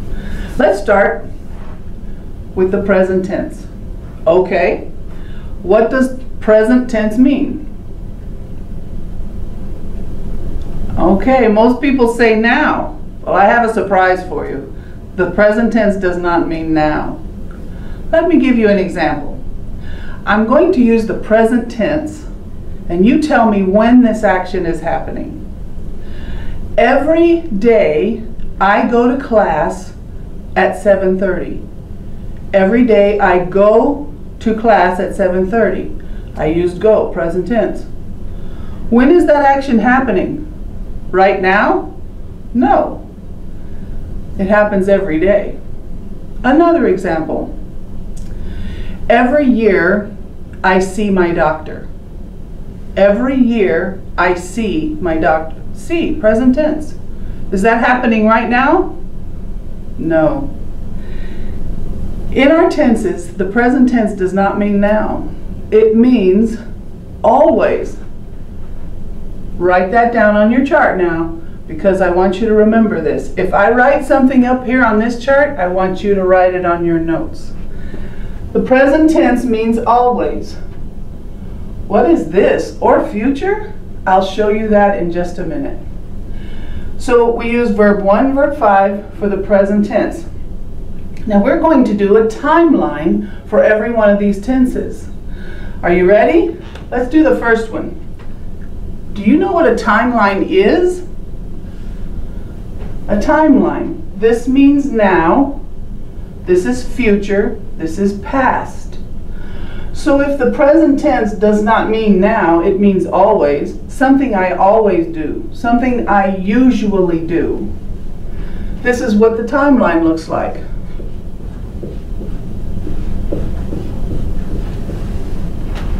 Something you always do. So when you use the present tense, you can't use it without some reference to time. So you heard my examples. Every day I go to class at 7:30. Every year I see my doctor. How about this one? I usually get out of bed at 6 in the morning. Usually. See, those words are helping me understand that the present tense does not mean now. It means usually or always. It's my habit. Even if you make it negative, it's still always. We never go to that restaurant. We never go. That's something we always do. We never do that. So that's what the present tense means. So if the present tense doesn't mean now, then which tense means now? The present progressive. When we want to talk about things we are doing, did you hear me use present progressive? Are doing? Things we are doing right now, we use the present progressive. So your timeline should look like this. This is the tense that means now. But wait a minute. Future? What's going on here? Well, let me show you over here on this side of the board what I'm talking about with this future. I thought this is future. Why do I have it up here and up here? Well, the English language is a little bit crazy, and here's one of the ways it is. To say simple future, we have 4 ways to do that. Are you ready to take these notes? It's important. If I were you, I would write it on the back of this so you don't lose it. You ready? 4 ways to say future.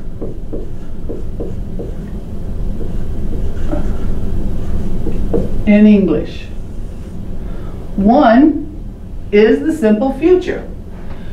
And I'll use the verb arrive because I'm going to talk about an airplane arriving, okay? So will arrive is the first way we say future. The normal way we say future. Second way, the simple present. The plane arrives. So you can use verb 1 or verb 5 here. The plane arrives tomorrow at 8. The plane will arrive tomorrow at 8. They mean exactly the same thing. We use the simple present to mean future sometimes. So you can say arrives or arrive, verb 1. We will arrive tomorrow at 8. So the second way to use simple future is simple present. The third way is the present progressive. Am, is, are, arriving. Same example. The plane will arrive tomorrow at 8. The plane arrives tomorrow at 8. The plane is arriving tomorrow at 8. It means the same thing. And here's the fourth way we use the modal going to.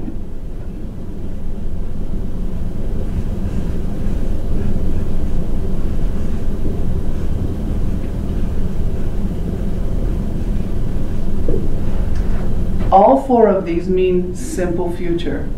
Example, the plane will arrive tomorrow at 8. The plane arrives tomorrow at 8. We arrive tomorrow at 8. The plane is arriving tomorrow at 8.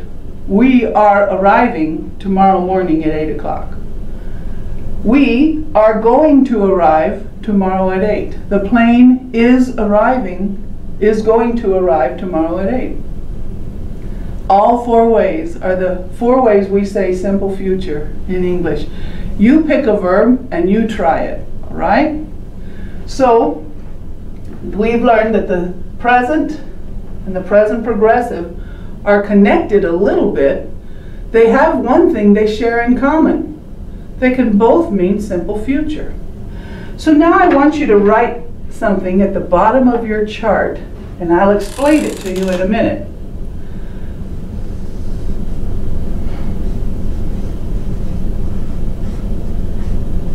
That's right, I'm writing best friends. So you write it on your chart, underneath the progressives and the simples. Best friends. Are you taking notes? I hope so.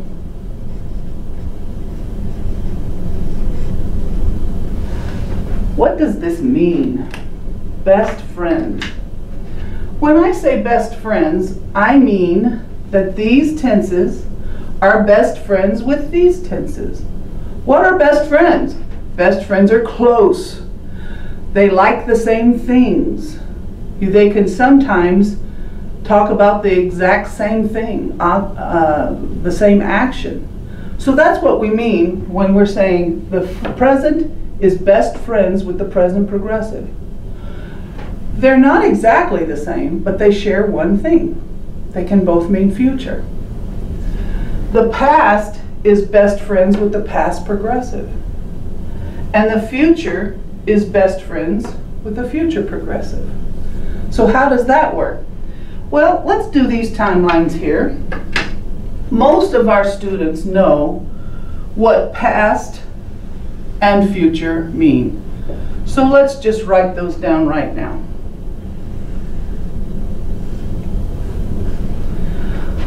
The simple past means one action happened in the past. I'm not talking a lot of details about it. Example, last night I ate dinner early. Ate.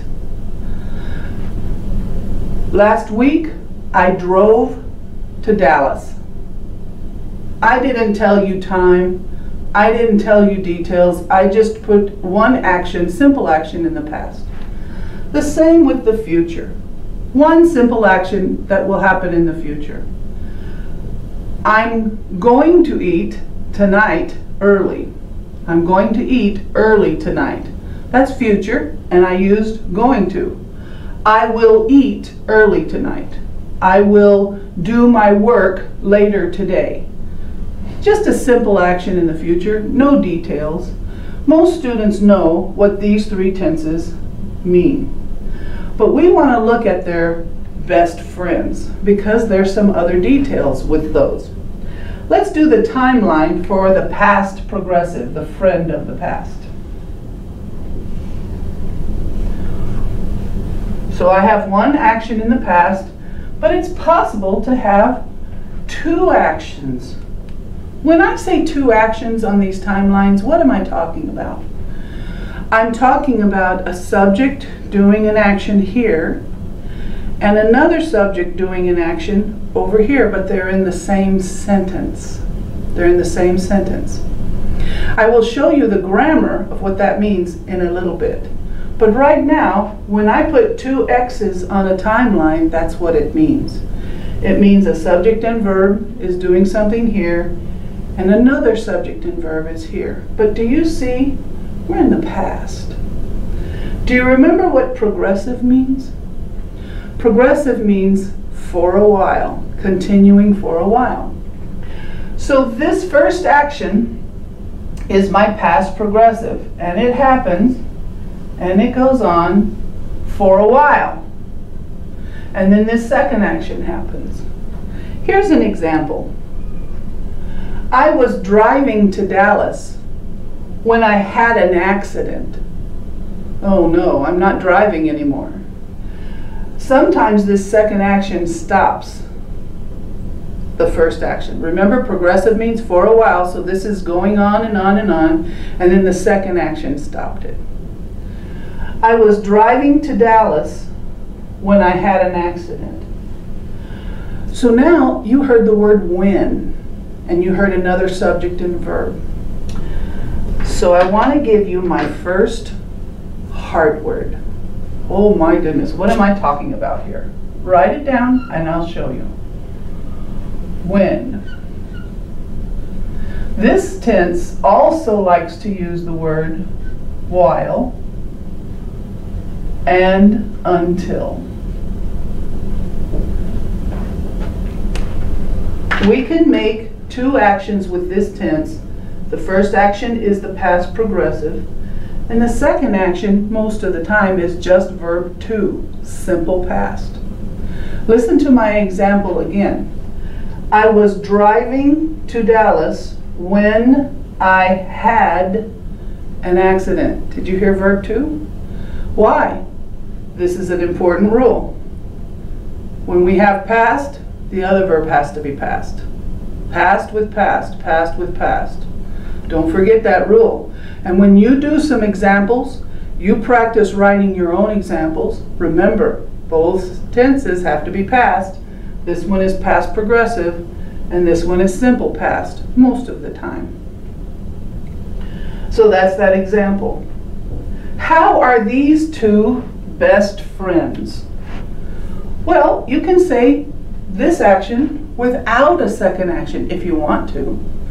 It's not required for you to put a second action there. You can say it alone. Last week, I drove to Dallas. Last week, I was driving to Dallas. Where were you last Sunday? I was trying to call you. I was driving home. Did you hear a second action? No. You don't always have to put a second action here. But when you do, most of the time, not all the time, but most of the time, it's simple past. Now, what about these other two words? When I'm using the progressive loves the word while. You know what the word while means, right? While means two things are happening at the same time. While means at the same time. So listen to my example. I was driving to Dallas while my friend was sleeping. I was driving to Dallas while my friend was sleeping. Was sleeping, that's past progressive too. This is the only time you can use past progressive and past progressive. Only with the word while. Because it means both actions were happening at the same time. While means at the same time. Do you have that? You want to make an example for yourself? Let's do another one. I was studying while my friend was making dinner. I was studying while my friend was making dinner. Two actions happening at the same time. Okay? Now, when. When means the first action was happening and something stopped it. What about this word until? Well, usually I use that one when there was a plan. I knew this second action was coming. I was planning on it. So let's do an example of that. I was studying until I went to dinner. That's not a surprise. It's not happening at the same time, but it's something I planned, a second action that was expected or planned. Got it? You want to make some examples for yourself? Please do that. Write some down, listen to the tape again, write them down, make some of your own examples. But remember, this is past progressive, and that's what it means. The heart word means that these time words, these are all time words, you see that? They like to go with that tense. They can go with other tenses sometimes, but they like to go with that tense.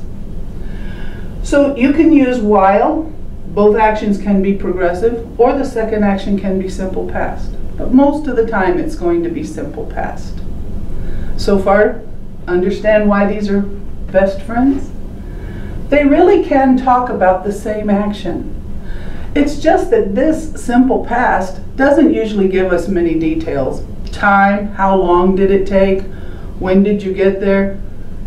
When we say simple past, we don't talk about those details. We just say that's an action I did in the past.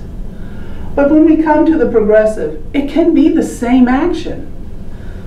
But I want you to know a secret about the progressive. When English speakers use progressive tenses, we are focusing on time. It could be the exact same action, but when we say it in progressive, our minds and our focus is on how long did this take? How much time? I may not even say how much time, but when I say it in progressive, I'm focusing on time. Remember that, because we have 6 tenses that use progressive. So when English speakers, American English speakers, British English, it doesn't matter. We all use progressive. And when we do, we're focusing on time. So that's how these can be best friends. Same meaning? Yes, really. Same action? Yes. A little more information here. Well, let's look at the future. I can think of something I'm doing in the future. I will drive to Dallas next week. I will drive to Dallas next week. I can say, I will be driving to Dallas next week. What's the difference? Is that the same action? Yes. And that's how these tenses are best friends. They can talk about the same exact action, but with a little bit of detail. So when I say I will drive to Dallas next week, It's just one thing I'm planning to do in the future. But when I say I will be driving to Dallas next week, I'm thinking about time. That's usually what's happening. So let's do the timeline for this one. It's the same, it's just on the other side.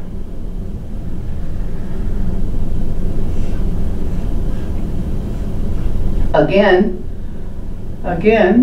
this is something that happens and goes on for a while in the future, and you can have a second action. Just like this one, you don't have to have a second action.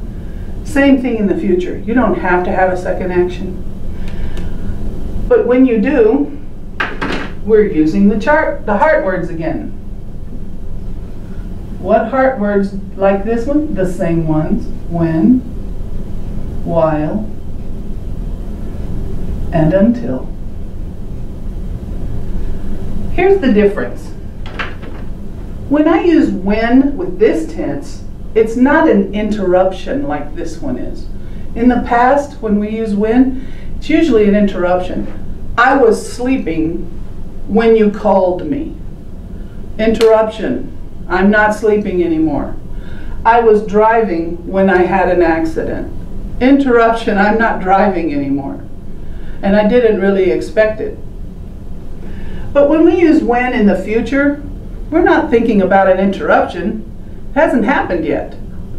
So when we talk about when, we talk about that time. When means at that time. You can say, I will be driving to Dallas when you call me. I know you're going to call me, and when you call me, I will be driving. That's what it means. But did you hear my example? I will be driving when you call me. Wait, whoa. What is that? That's simple present tense. You mean you're talking about the future and you're not saying, I will be driving when you will call me? No. You never put the future with the future. You always put the future with the present. Remember, the present can talk about the future. And we don't like to put two future tenses in a sentence. So we'll always, when we use the future tenses with another action, that second action will always be present. Remember this rule. It's a secret. The future loves the present. The future loves the present. The future loves the present. I usually make my students say that 5 times because they don't want to say it. And it's hard to remember. But don't forget that future tense, the second is always going to be present. So that's how it's a twin. You see how it's a twin, not a twin, a best friend with will drive? I can talk about a simple action in the future, and I can talk about the same action in the progressive, and I can use a second action with it. So that's how these tenses are best friends. They're close, they share the same things, they share the same time words that like to go. But let me stop here and talk about time words. I put hearts on these charts so you'll remember the time words that like these tenses the most. That's what I'm doing. What the heart means is this tense loves these time words. This tense loves these time words. We will be putting other hearts on these tenses, but that's what the heart means. The heart means the time words love that tense. And most of the time when you're writing with this tense, you should use those time words if you're using a second action. But don't we have other time words? Yes. And I'm going to take a break now so I can write those words down for you. We're going to see them in the other tenses we'll do in a minute. All right, time words.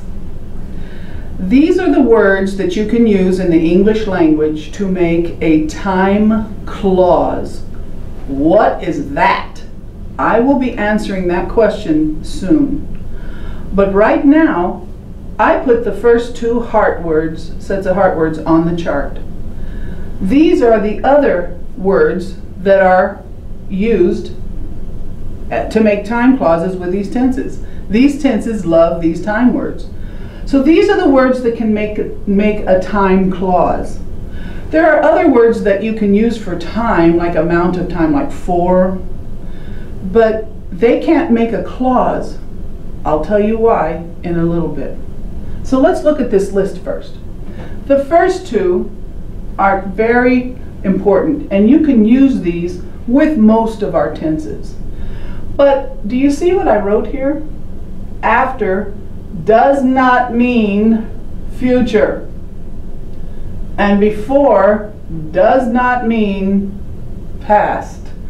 In some languages it does, but when you come to English, those words do not mean future and past. They are always used in English when you're talking about two actions. This one comes before this one, and this one comes after this one.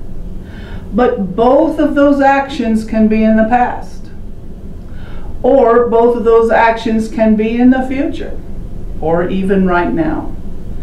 So we use before and after in the past, and we use before and after in the future. So in the English language, these words don't mean future and past. So you have to remember that when you're using them. Let's look at the rest of these. We already put when down here. When is connected to this. Maybe you have heard this, as soon as or once. Wait a minute, once means one time, right? We use the word once a couple of different ways, and here's one of them. You can use it as a time word, but what does it mean? It means when. It means at that time. At that time. While and as means like. Well, in some other grammars it does, but you can use them. Remember I told you while means happening at the same time? While means at the same time. You can substitute the word as to mean the same thing sometimes. By the time, maybe you see three words there, but it's one time word. Think of that as one time word. Since is a very special time word. It's very limited in what it can do as a time word. It has another meaning too, but that's later. Until,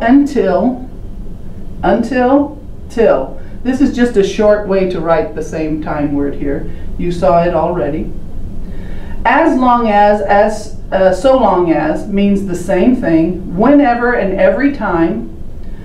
That's what those words mean. They mean always. So we like these words when we're using simple present, because the simple present means always. And that's what these time words mean. The first time, the last time, the next time. Three words, but it's still one time word. You can use these words in different ways with different tenses. But when I put the heart words on the chart, I'm telling you the time words that especially like to be used with that tense. And it doesn't mean they can't go somewhere else. So before we continue with the timelines and the rest of our 6 tenses, I want to finish the hearts. Let's do the hearts. Write those down, and then we'll come back to each one of these tenses and I'll show you how we use them. Are you ready? The present perfect loves since. And the present perfect progressive as well. Are you taking notes? These two and these two like the same words.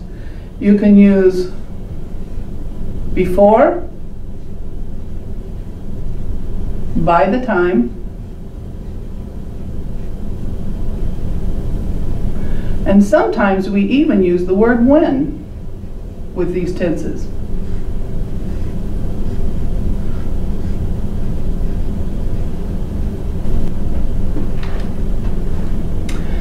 So you see the tenses that use the same ones. These 4 tenses like the same time words, the exact same time words. And since, where do you see since? Only with the present perfect, nowhere else. As a time word, it doesn't like other tenses.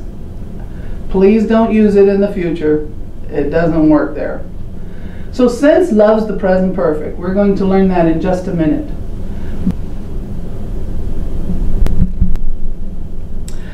Well, we've already covered 6 of the 12 tenses, the best friends. But now we're going to look at the last 6, and I have a big surprise for you. I know most of you watching this video were thinking, no way am I going to learn all of this. Well, I have a surprise for you. Do you see this? Go ahead, write it down on your chart. It's important. We learned that these tenses were best friends, but these tenses are twins. Twins? You know what twins are. They have mostly the same DNA. That means these tenses mean exactly the same thing. Really? Yes, I wouldn't lie to you.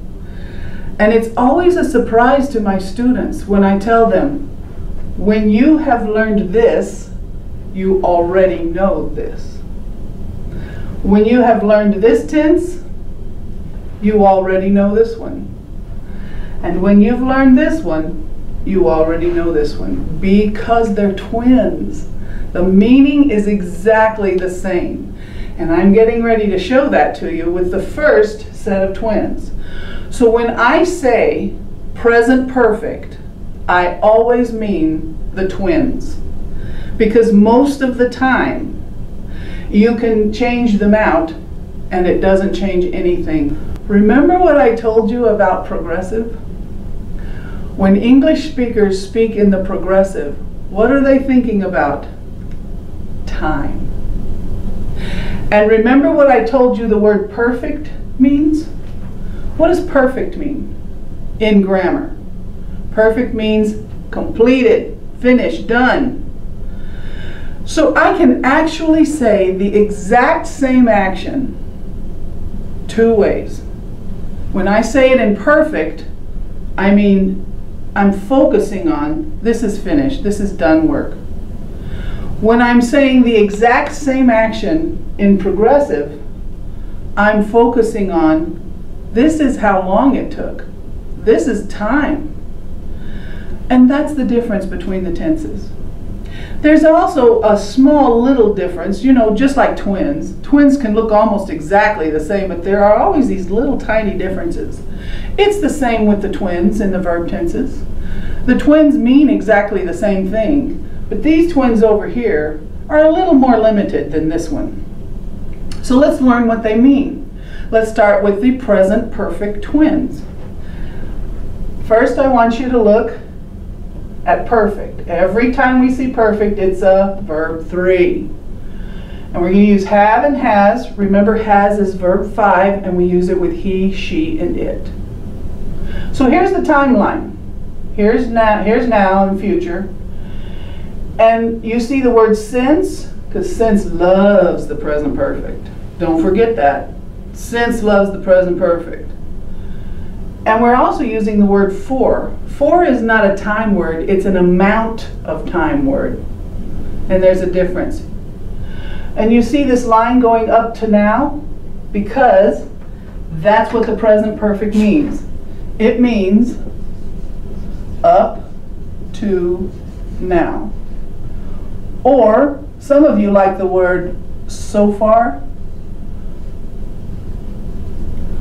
That's what it means. The present perfect means so far. And we're talking about an action that started in the past. And so far, up to now, this is how much is finished. Remember what perfect means? Perfect means finished, completed. So right now, this much is completed. That's the meaning of the present perfect. And this is the twin. So it means exactly the same. Up to now, or so far. Now do you see where I put the word since and where I put the word for? Let me give you an example. Let's look at this sentence over here. He has taught, did you hear the present perfect? Has with verb 3. He has taught for 15 years. Well, what does that mean? It means right now, today, how much is finished? How much? 15 years. Well, is he retiring today? No. And we're not even looking at the future, because the present perfect never even looks at the future. The present perfect is always about right now, finished. How much is finished right now? So this guy has been working for 15 years. He has worked for 15 years. Did you hear me say has been working? What? That's this tense. Watch. Has been teaching.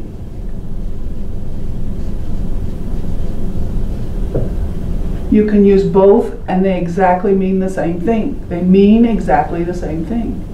He has taught for 15 years. He has been teaching for 15 years. What is the difference? No difference. It means exactly the same thing, because these two tenses are twins. Now, do you see where I wrote the word since? Since is used when we use the beginning point. The beginning point. So if he has been teaching for 15 years, then he has been teaching since 2003. So we use since at the beginning point. We use for when we say the amount of time. Since, beginning point. For, amount of time. And that's the examples I have written for you here. He has taught for 15 years. He has taught since 2003. But there's another example. He has taught since 15 years ago. Yes, you can use the word since with the amount of time if you say ago. But you can't use ago with for. It doesn't go there.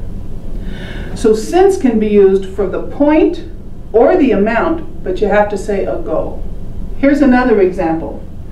They have worked for 10 hours. They have worked since 6 o'clock. They have worked since 10 hours ago. And again, what's the twin? Have been working. So you can do this too. Look at your verb tenses. That sheet has the verb 1, verb 2, verb 3 on it. You need to look at the verb 3s because we're using them here and in these two tenses. So you can try it yourself. Make some examples.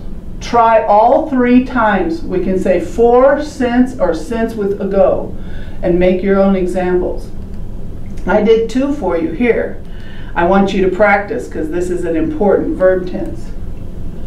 The confusion comes when students don't know how to say how much, because the present perfect can be used even when we're not talking about how long or an amount of time. You can use the present perfect for anything that's completed action right now. It was done or done for a while in the past, but now it's completed. And we're talking about now. That's why it's a present tense. For example, I have visited many countries. I have visited many countries. Well, is there something that is completed for how? No, there's no for how long. There's no how for how long. All I'm telling you is that there's some actions that I did in the past, and so far, many countries have been visited. That's it. That's what it means. So you can use the present perfect in different ways, and you don't have to use for, you don't have to use since. You can say it for different things. We have arrived. We have arrived. It means right now we're here. So far, that's what's happened. Now, we have 2 sets of twins left. And you might think these are the hard ones. Actually, they're not. They're a lot easier than some of these other tenses. So remember what perfect means? Completed, done. So what does past perfect mean? Past perfect means something happened in the past and was finished in the past. But with this tense and its twin, remember the twins mean exactly the same thing. With this tense, I really have to have 2 actions. We don't use this tense very much alone. Because when you say you had driven, you had worked, you had studied, you had run, we always mean that action happened before another one. And so if you don't use a second action with it, we're wondering, well, what happened after that? So that's why these 2 twins, these 2 sets of twins, most of the time you need to be using a second action. Now, with all of the other 8 tenses, you can use a second action and a time word or not. It's not required. But I would say, with these 2 sets of twins, you really need a second action. And don't forget our time words. Before, by the time, and when. Before, by the time, and when. It's the same on all 4 of these tenses, these 2 sets of twins.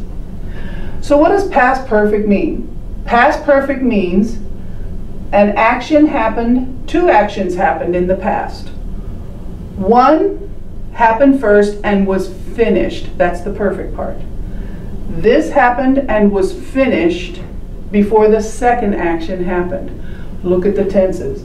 The first action that happened is the past perfect, had with verb 3, because that's the first action that happened and then is finished before the second action. And what's the second action? Simple past, verb 2, just about all the time. We really don't change this, just verb 2. So 2 actions in the past, one happens and is finished before the second one happens. But both of them are past, not now, not future. Look at the example I have for you up here. He had studied grammar before he went to lunch. When you look at a sentence in English, I want you to start getting this habit down. When you read the whole sentence first, and then find the verbs. Find the verbs first. Most people find the subject first. That's not a good idea if you're learning English, because sometimes our subjects are at the end of the sentence. Sometimes they're in different places. So you always find the verb first. So we'll do that. He had studied grammar before he went to lunch. Verb, had studied. Oh, some of you just said studied, didn't you? Well, see, that's the bad habit some people have when they're trying to learn English. They just see that one word, and they don't see the word that's before it. That's part of the verb. And it's very important. Remember what I told you when I first started this section? The first word tells you the time. Always make sure you find the whole verb. Be careful, read carefully. So this is past perfect.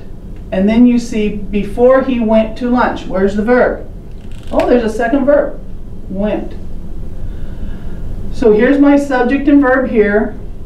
Here's my subject and verb there. What does this mean? 2 actions are going on. He had studied grammar before he went to lunch. What are the 2 actions? Studying and go to lunch. Which one happened first? Studied. The studying was finished before he went to lunch. That's all past perfect means. That's it. So you can make some samples too, but remember, I told you there's a twin. Look at this. He had studied grammar before he went to lunch. He, do you see the verb? That's the twin.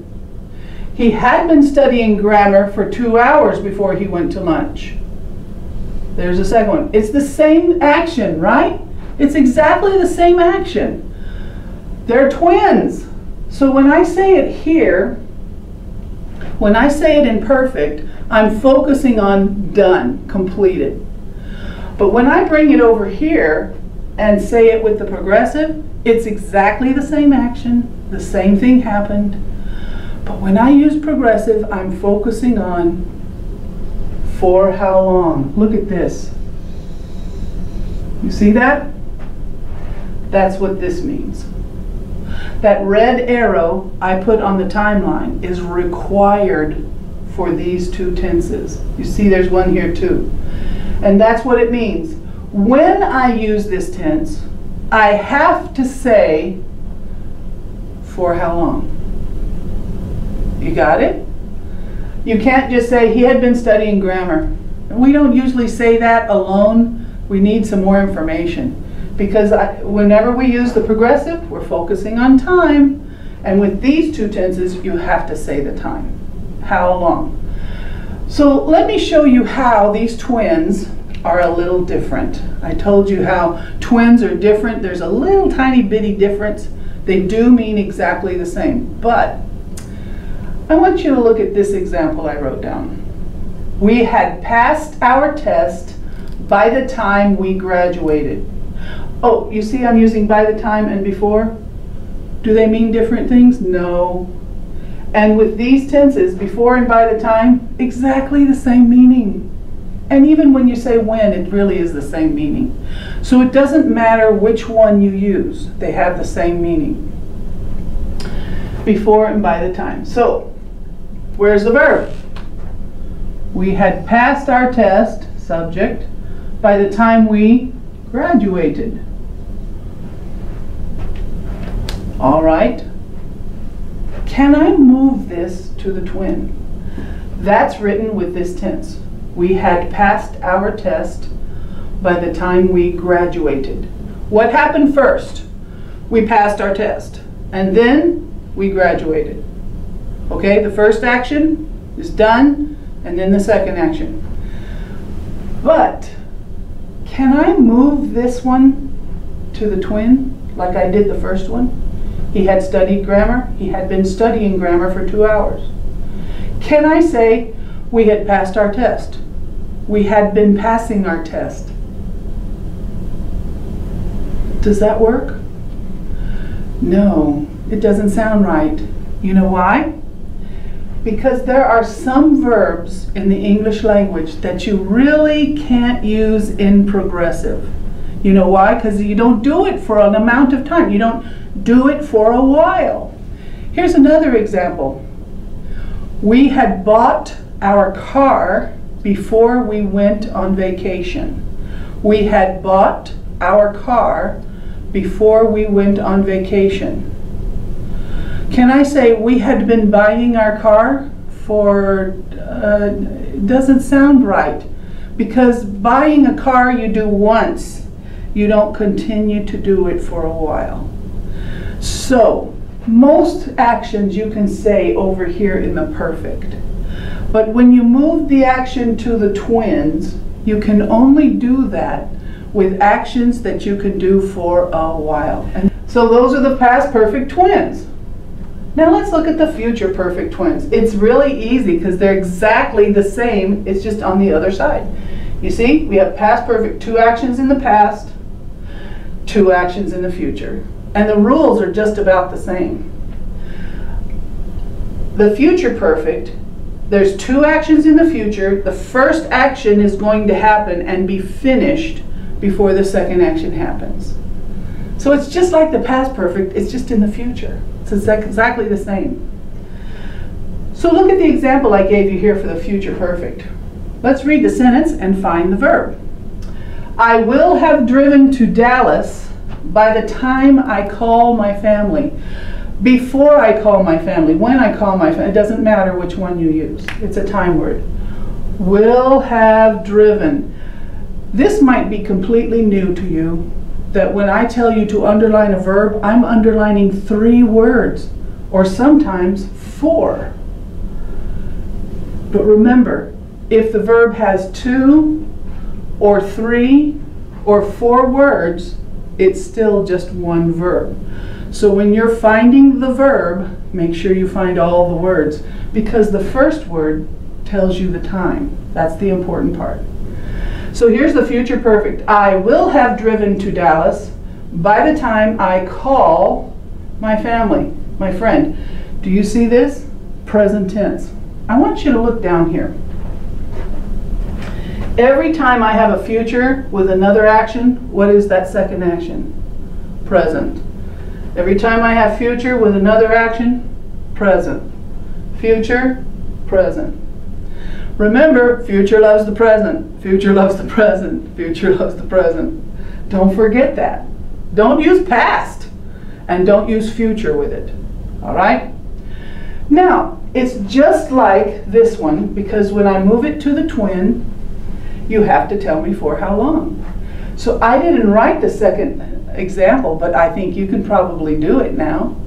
Let's use will have been driving, and we have to say for how long. I will have driven to Dallas by the time I call my friend. I will have been driving for 4 hours by the time I call my friend. You have to say for how long in the future perfect. Progressive. So do I have to say for how long here? You can if you want to, but it's not required in this twin. It's required over here. Do I have to say for how long here? You don't have to, but you can. You can say for how long anywhere you want. All right, this empty chart is full now, and I'm going to ask you to do something. Turn it over and put it down.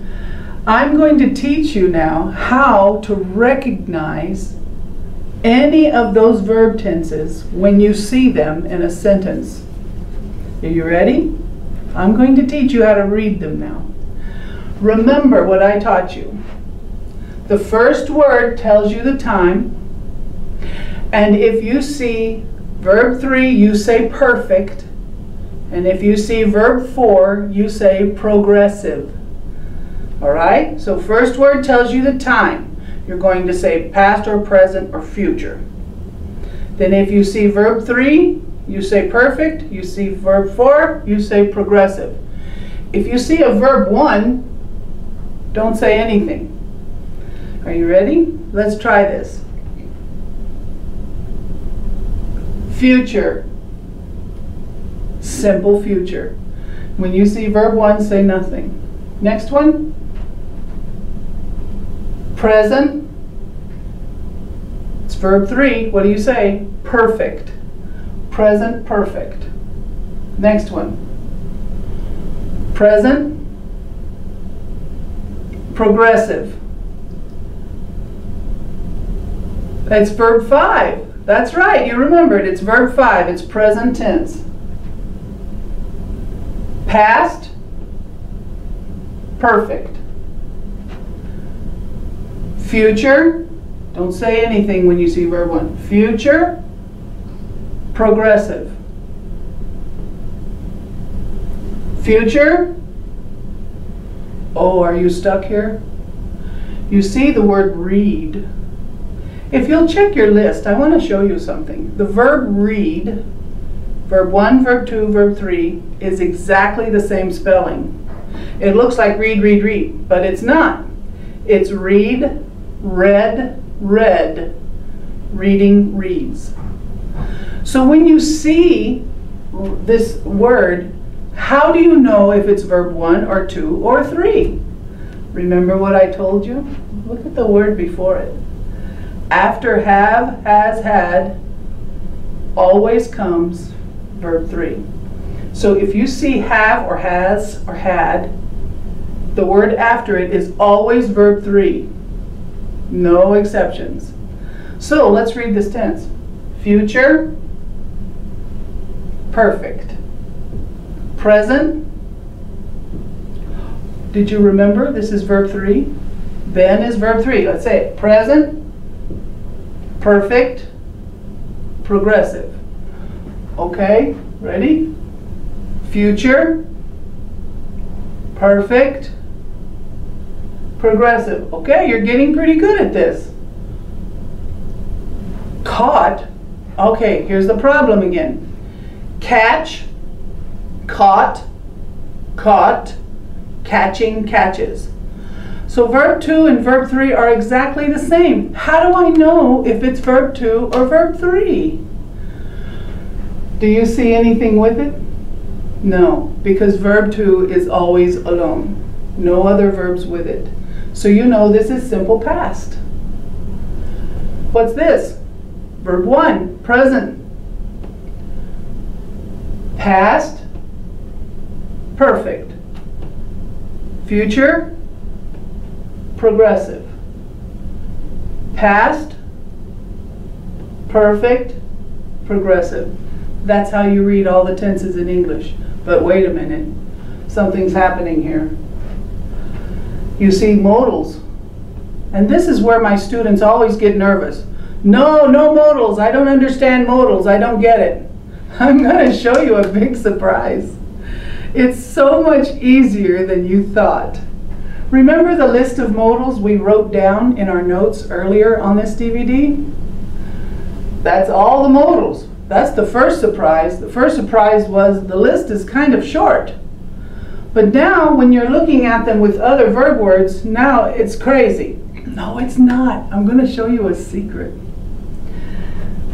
The modal does not change the verb tense after it. Do you see this? The modal does not change the verb tense after it. So what do you see? Present, present perfect, present progressive. Now wait a minute. Present progressive on our chart starts with am, is, are, and then verb 4. What's happening here? Do you remember the #1 rule about modals? The #1 rule about modals is after a modal, verb 1. We never break that rule. Never. So we want to put present progressive after this modal, but we can't put am, is, are because they're not verb 1. Be is verb 1, so that's why it's here. But it's still present progressive. Present perfect progressive. All right. What do you see after these modals? Present, present perfect, present progressive, present perfect progressive. I have a secret for you. You see the present tenses on our chart? These are the 4 present tenses, the 4 past tenses, and the 4 future tenses, right? Guess what? You can never put anything after a modal except the 4 present tenses. And here they are. Present, present perfect, present progressive, and present perfect progressive. You will never see anything after any modal except the 4 present tenses. Why? Well, rule #1, after a modal, verb 1. Verb 1, we're stuck in the present tenses. You can't go anywhere else. So it doesn't matter what modal it is, where it is in a sentence, you will never see anything after a modal but one of the 4 present tenses. I just made your life so much easier, and you thought this was hard. I told you, it's easier than you think. So the question is, if the modal doesn't change the verb tense after it, then what does it change? It changes the meaning in a sentence. It doesn't change the verb tense, but it changes the meaning in the sentence. Let me give you an example.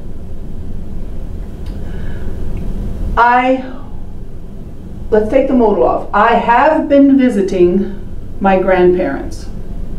I have been visiting my grandparents. Am I visiting my grandparents? Yes, the action is happening. I have been visiting my grandparents. I would have been visiting my grandparents, but I couldn't get off of work. Did I visit my grandparents? No. What changed the meaning? The modal. Okay? I have taught all the grammar. I have taught all the grammar. Is it done? Yes, it's done. I could have taught all the grammar, but I ran out of time. Did it get done? Nope. What changed the meaning? The modal. So I want you to learn this right now about modals. Modals never change the tense after them, but they change the meaning in the sentence. That's all they do. But after the modal will only come the 4 present tenses. So you don't have to be confused. You know your tenses, and so you will always know what you see after a modal. Surprise! Congratulations! You now know all the 12 active tenses of English. This is an important foundation. But now I want to go to the sentences you might see these verb tenses in and show you another grammar. It's hard to learn this grammar until you learn those tenses. But now that you know them, it's time to move up and move on. Now the one thing I taught you is, when you see a sentence, what do you do first? Find the verb? No. Read the sentence. Read the whole thing so that you understand what's going on. Then find the verb first. All right, let's do it. He will get a good job after he graduates. Verb. Did you find the verb? Did you see that? That's not the verb. This is the verb. Make sure you're finding all the verb words. Do you see another verb? Graduates.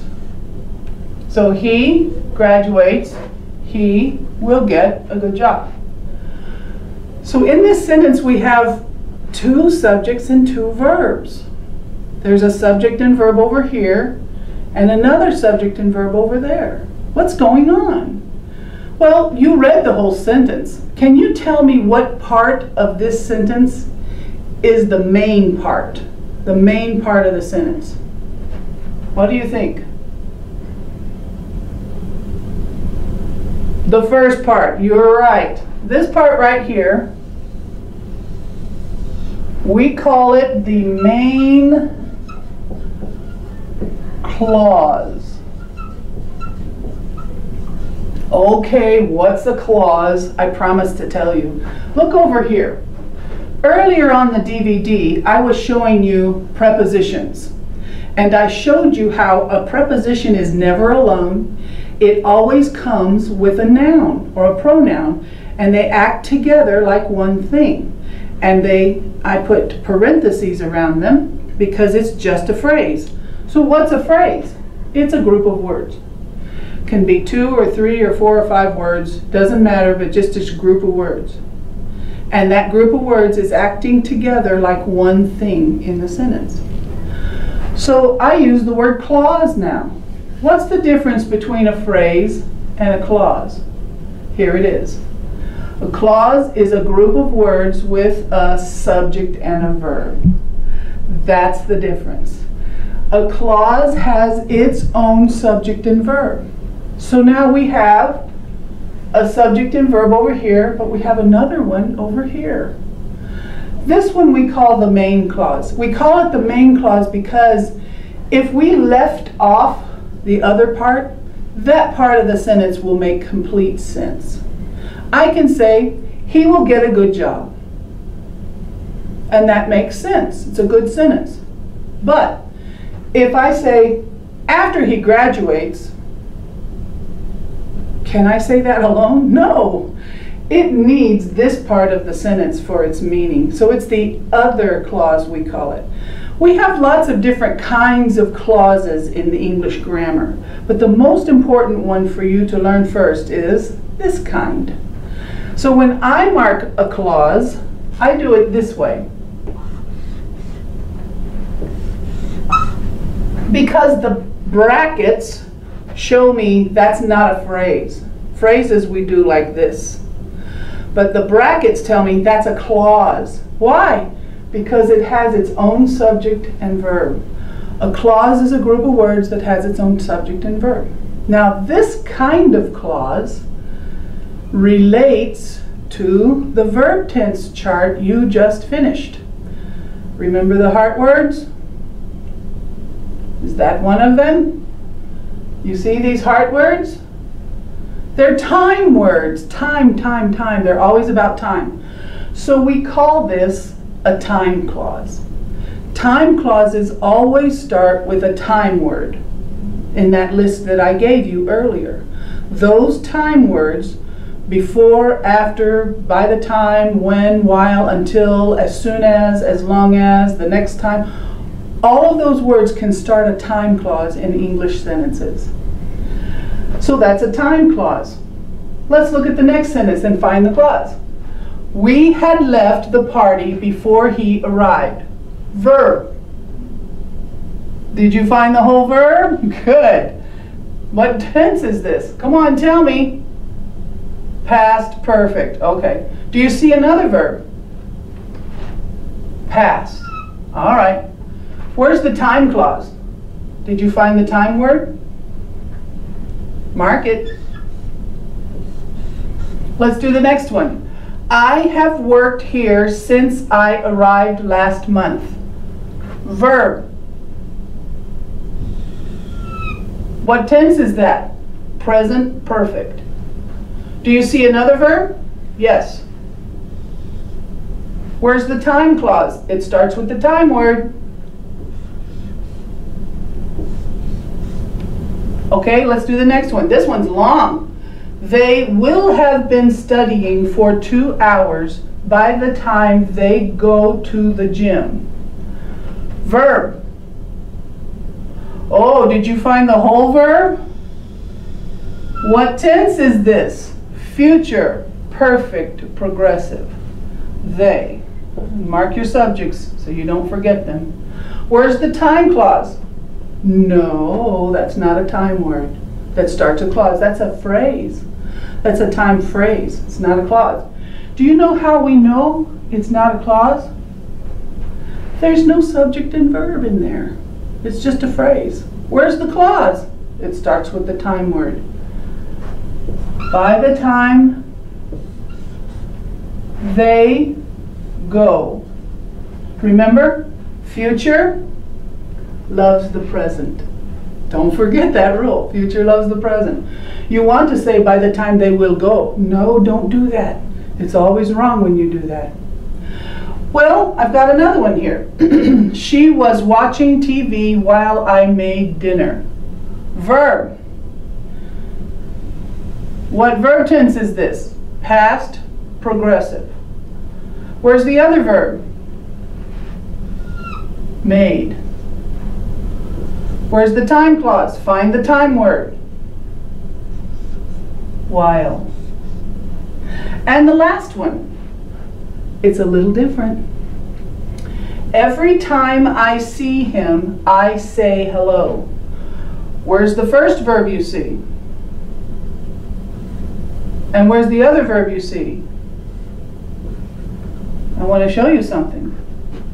Where's the time clause? The time word. What's the time word? What happened here? Do you see this? Did you know you can switch the main clause and the time clause? That's what I did here. Let's do it up here with these. Let's switch. Switch. Just switch the order. After he graduates, he will get a good job. See how it works? Now when you switch the main clause and the time clause, it doesn't change the meaning and it doesn't change what the verbs should be. Let's switch this one.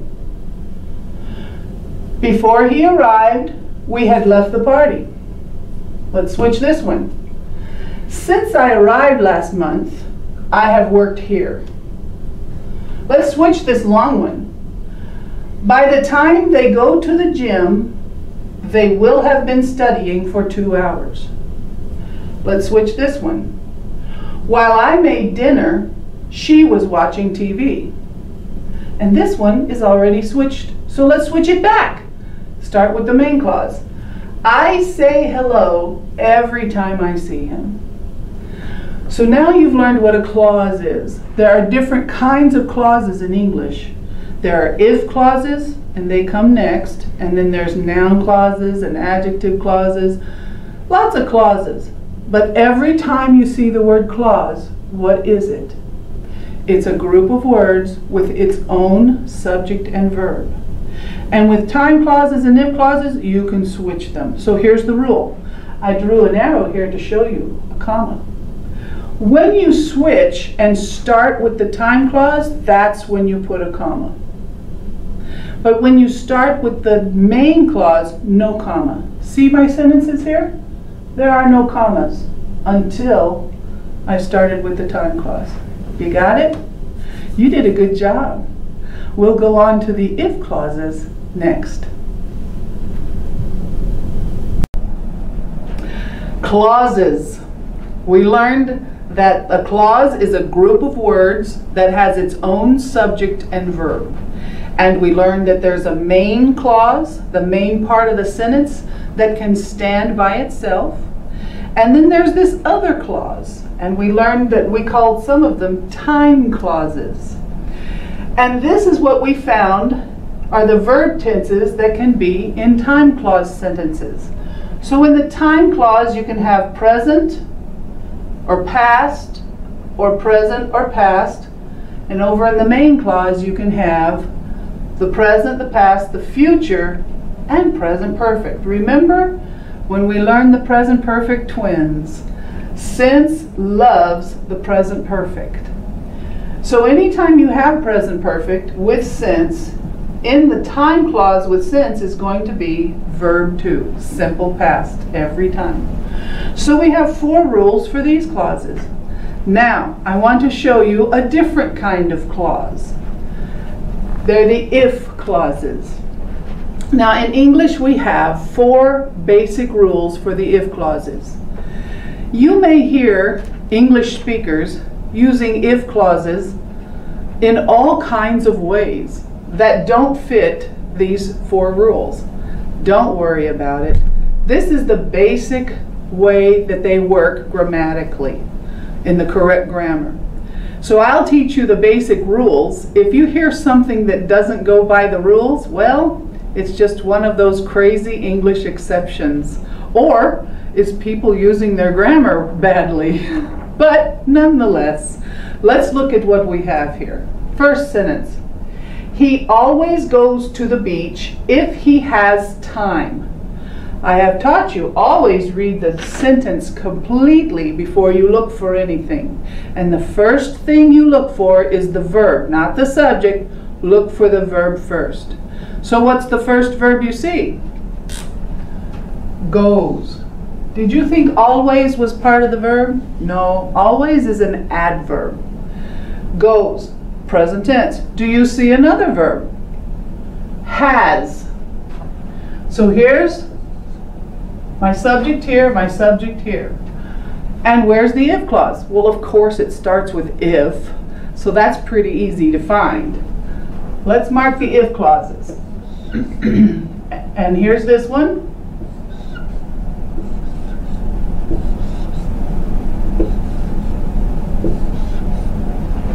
All right, there's the if clauses.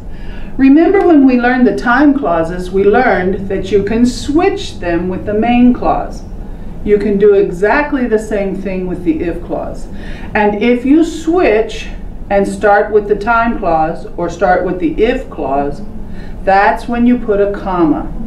The same thing goes for the if clauses both times. So, what do you see as the first rule? Present, present. Wait a minute. That's the same thing as this one. Yes. And they basically mean the same thing. Present, present in any sentence with a clause like this usually means it's always true. Something that's always true. It's not a maybe, it's not a, well, it might, but no, no, no. If it's present, present, it's something that's always true. It just happens all the time. Remember what the simple present tense means? You were surprised when I showed you The simple present tense doesn't mean now. Present progressive means now. The simple present tense means always. Something that's usually true. Well, that happens when you have two present tenses in these clauses too. Same meaning. So look at the second meaning. We will visit my grandparents if they are home. What's the first verb you see? Future. Who? We will visit. What's the second verb you see? Are. They are. What's the second rule? Future. Oh, remember when I taught you all the future tenses on your verb tense chart? What did I tell you? The future loves the present. The future loves the present. You have to say it to remind yourself. But wait a minute. What's happening here? It's the same. So you learned these rules, and two of these four rules are just like the time clause. Present present and present future. So when you do present with the future in an if clause, remember if means this is a situation that has to be true or the other thing won't happen. That's what if clauses mean. And the tenses change because the meaning, the time changes for when this action is happening. So if you look at the first one, if he always goes to the beach if he has time. That means he always does this, present present. But what about this one? We will visit my grandparents if they are at home. So this is a condition that might happen. It's a maybe in the future, now or in the future. So with this one, this one means maybe. Now or in the future. Maybe, now or in the future. That's what future present means. All right, let's go to these last two rules because they are different. They would wait for you if you hurried. Where's the first verb? Oh, did you say wait?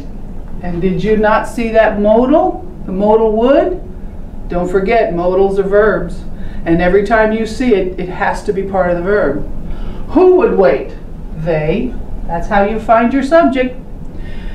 What's the second verb you see? Hurried. Who hurried? You hurried. Maybe that doesn't sound right to you. They would wait for you if you hurry is what you might think sounds right, but that's not the rule. The rule for the third if clause rule is modal with the present tense. The if clause has to have past tense, verb to. That's the rule. So what does this sentence mean? What does this condition mean? If conditionals. Well, if this happens, if this happened, then this would happen. That's what it means. So they would wait for you if you hurried. Is this true now? No, it's not true now. Is it a condition that might happen now? No. These last two rules are situations that are not true. They're not real. And English teachers call them unreal conditions because they didn't happen. They didn't happen now, they haven't happened now, and they didn't happen in the past. So that's what's happening here. This didn't happen. So this is an unreal situation now. And what about this one? Look at this. I could have left early if I had finished my work.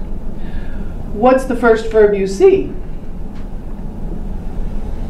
Did you remember to include that? So you see modal with the present perfect after it. What's the second verb you see? Past perfect. So here's the fourth rule. I could have left early if I had finished my work. When did this happen? In the past. So this is an unreal situation that did not happen in the past. And that's why we're using a modal with the present perfect. And then past perfect. Past perfect, you remember, I taught you. The past perfect means an action happened in the past and was finished in the past. So both of these actions Didn't happen. So the question is, did I leave early? No, I didn't leave early. Why? Because I didn't finish my work. So I could have left early, but I didn't. Why? Because I didn't finish my work. If I had finished my work, I could have left early. So that's what if clauses mean. And they have 4 basic rules. 2 of them are unreal, means they're not happening now, not happening in the past. And the first 2 mean always or it's maybe. Maybe it will happen. So here are the rules. Present, present, present, future, past, modal present, past perfect, modal present perfect. You're going to learn in a little while, I'm going to show you that every time we put the present perfect after a modal, almost every time, most of the time, we're talking about something in the past that didn't happen. So whenever you do a modal with the present perfect, we're usually thinking about the past. It sounds a little strange, but that's how it works. So I have all these rules for you on one of those handouts I promised you at the beginning of this series. It's there, and in a few minutes we're going to open those handouts and I'm going to show you how these rules and these rules are put on a piece of paper for you. But I want you to use these examples and practice your own if clauses. And don't forget, you can switch them. For example, if he has time, he always goes to the beach. If they are home, we will visit my grandparents. If you hurried, they would wait for you. If I had finished my work, I could have left early. So it's your turn to practice now, okay?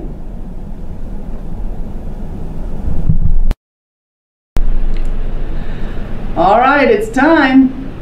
We're going to finish the verb tenses of English right now. The first thing I have to tell you is, remember, the word tense means time. And maybe you have heard some of your teachers say active and passive, or maybe you've heard them say passive voice. Maybe some teachers have even said passive tense. Why are they saying passive voice? Well, in my classroom, we don't say either one. We say the actives and the passives. Now, I taught you the actives already. That's the 12 tenses you saw on that chart. Well, I have a new chart for you, and it has all 20 of the English verb tenses, the actives and the passives. Why do people use passive voice when they're saying the passives, and they don't like to say tense? Let me tell you why. The students get the idea that the passives are all new times, all new tenses. Well, big surprise, they're not. They're exactly the same tense. So we use voice because the time hasn't changed, but the subject has changed. So let me explain the difference between active and passive. Maybe you thought this was hard. You're going to be surprised, I think. It's not really that hard. So look up here with me. Active means the subject is doing the action. So you look at this sentence and it says, John threw the ball. Okay, verb, threw. Who did the action? John. John is the subject. John threw the ball. Who's receiving the action? The ball, object. Do you remember when I told you? In English grammar, what does the word object always mean? It always means receiver, receiving the action. So every time we label something an object, it's receiving the action. All right? So John threw the ball. The ball is receiving the action. John is doing the action. But look at this sentence. The word passive means not doing anything. Not doing anything. The ball was thrown by John. What's the verb? Oh, maybe you haven't seen that before.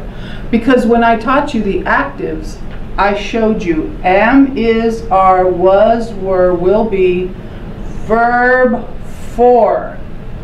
If you see a be verb, there's a verb 4 after it. Well, that's true in the actives. But now the big surprise is in the passives, every time you see a be verb, there's a verb 3. So that's how you can tell when you're reading verbs. If you see be, verb 4, active. If you see a be verb with verb 3, you're in the passive.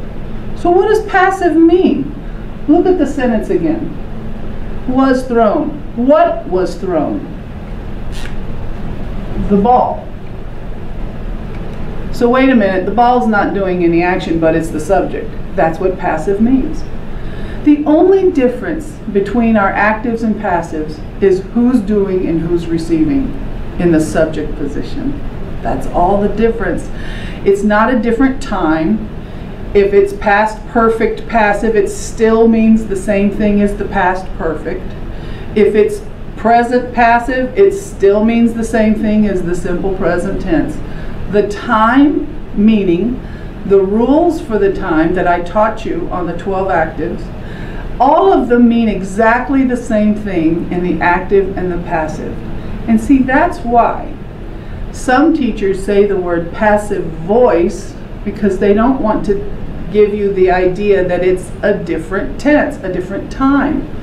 It's not a different time, it's the same time. So if you hear someone saying passive voice, don't get confused. It's the same thing as someone saying passive tense, or in my class, we just say the passives.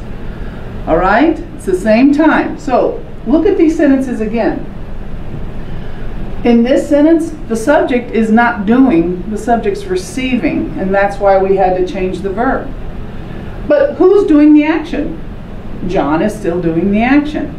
We have a different word for him. He's not the subject, but he's still doing the action. So we have a different word for him. We call him now the agent. If you've never seen the word agent before, it means something or someone that is doing the work for you. Usually that's what it means.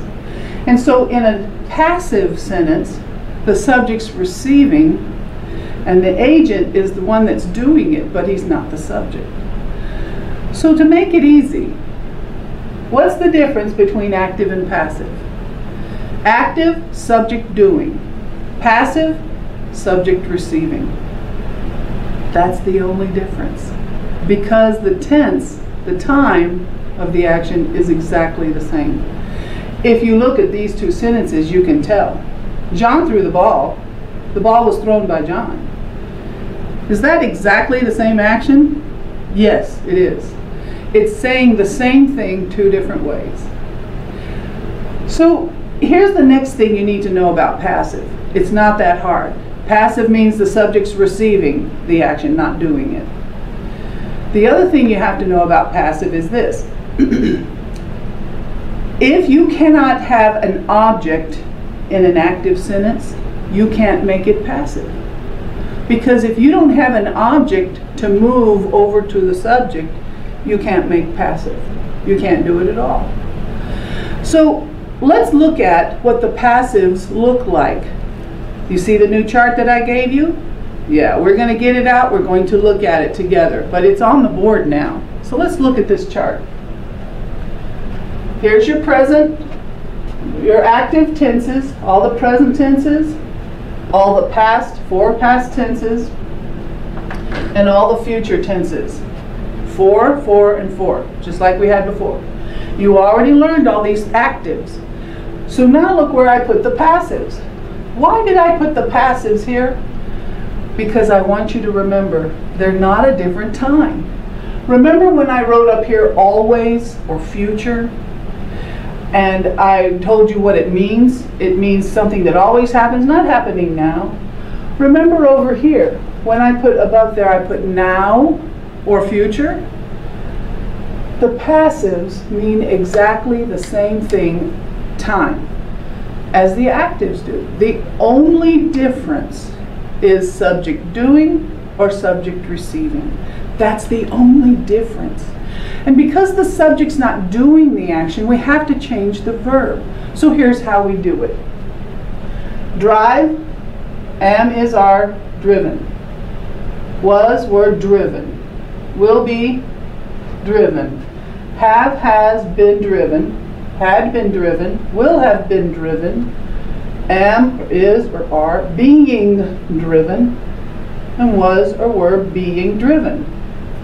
What's the first thing you see? Well, maybe you see a lot of things that are different. But what I want you to see is those threes. I put here verb 1 and verb 5, verb 3 on all the perfects, verb 4 on all the progressives, and verb 3 and verb 4 on these. But what do you see at the end of every passive verb? Verb 3. Now here's the next thing you need to see. When you see the verb 3 at the end, back up. What's the word right before it? Look at all of them. What's the word right before the verb 3? Did you see it? Yeah, it's a be verb. So now I have a new formula for you. Remember, all the be verbs, am, is, are, was, were, and will be. Being with the progressives.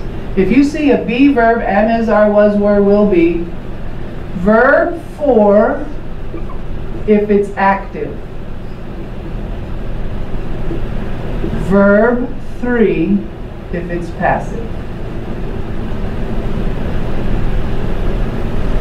All this information, if you're taking notes, good. But all this information that I'm showing you, I have it on a handout for you, and I'll be showing it to you in a few minutes. So the first thing we see about the passives is they all use verb 3, and they all have a be verb before the verb 3. So that's the first thing. But the next thing students see is, where's the passive? There's no passive here. The last 4 tenses have no passive. That's right, we don't use passive in those tenses. Let me tell you why. If we continue this here, the passive would sound like this. Will be being driven. Will be being driven. In English, we don't like to put 2 be verbs together like that. And so we just stop. We don't do passive over here because, look over here. If we did the passive here, it would be have been being driven. Have been being driven, had been being driven, will have been being driven. We're not going to put 2 be verbs together like that. And that's why there are only 8 passives, 12 actives, 8 passives, 20 verb forms in the English language, and now you see them all in one place. Isn't that great? I have a great handout for you I'm going to show you in a little while that puts all of this together for you. But I also included an empty practice sheet on this DVD so that you can print out the practice sheets and practice writing them all out. Because if you do that 3 or 4 times, you will remember your tenses every time with no problem. So let's look at a couple of other things. Remember I told you every time you see perfect, you see a verb 3. Every time you see perfect, verb 3. Look at the perfects. Perfect, passive. Passive is verb 3, perfect is verb 3. So look at this. Been driven, verb 3, verb 3. Been driven, been driven. Every time you see 2 verb 3s together like that, it's passive. It's passive, okay? And also I taught you every time you see progressive, verb 4 is progressive. Every time you see verb 4 is progressive. But I can do this in passive? Yeah, look, only these 2 do this. Here's your verb 4, being, and then a verb 3 after it. This is the only place in verb tenses where this happens, where there's a 4 and then a 3. It's the only time that happens. The rest of the time, it's pretty easy. But look at the difference between these. How do you know when it's active and when it's passive? Look at the difference between this. Will have been driving, will have been driven. What's the difference? Just the 4 and the 3. Again, same thing here. Had been driven, had been driving. The only difference is that verb at the end, verb 4 and verb 3. So these are the passives. You need to practice these a lot because when you're making a sentence, it kind of gets confusing.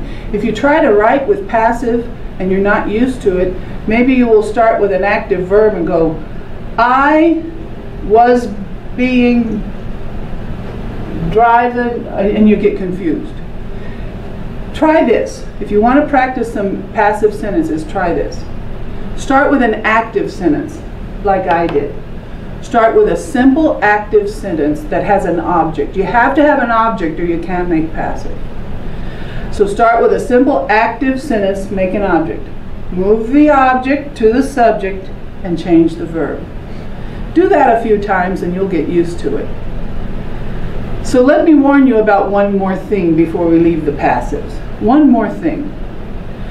There are some verbs in the English language that can never be passive. And you can use your verb tense list that I gave you to go down the list and see, can I make this passive or not? Think about this. Here's a very common one. He came to class this morning. He came to class this morning. Do you hear an object? No, there's no object. You can't make it passive. Can you make come, came, come, have come, will come? Can you make come passive? No, because that verb can never take an object. Remember? An object is the noun or a pronoun that is receiving what the action is of the verb. But there's some of our verbs that don't do that. Here's another one that's very tricky that students always confuse. Rise. Rise and raise. Did you know those are two different verbs? Rise is what the sun does in the morning. The sun rises. Or you rise from a chair. It means to go up or get up. But can you do that action to something? No, it's just something that things or people do. So you can never make the verb rise passive. If it can't take an object, you can never make it passive. There are some verbs in our language like that, so you should look them up. If you want to know the teacher word for them, the teacher words call those transitive and intransitive. I don't like to use teacher words much, but if you hear them, I want you to know what they're talking about. A transitive verb is one like throw. It can take an object. Transitive means moving action to an object. So if it's a verb that can take an object and you can make it passive, we call it transitive. If it's a verb like go or come or rise that cannot take an object, we call them intransitive, means not transitive. You can't move the action to an object. Okay? So if you hear those words or see them, you'll understand what they mean. Time to move on. All right, it's time to learn gerunds and infinitives. We have been through a lot of grammar, and now it's time to learn these. Most students are a little nervous when they hear these words gerund and infinitive, but just like most things I've been teaching you, it's actually easier than you think. So let's look first at this word gerund. Gerunds. It's always a verb 4. That means the ing verb. But it's not acting like a verb. It's acting like a noun. It's not acting like a verb. So what can nouns do in a sentence? Well, a noun can be a subject. It can be an object or the object of a preposition.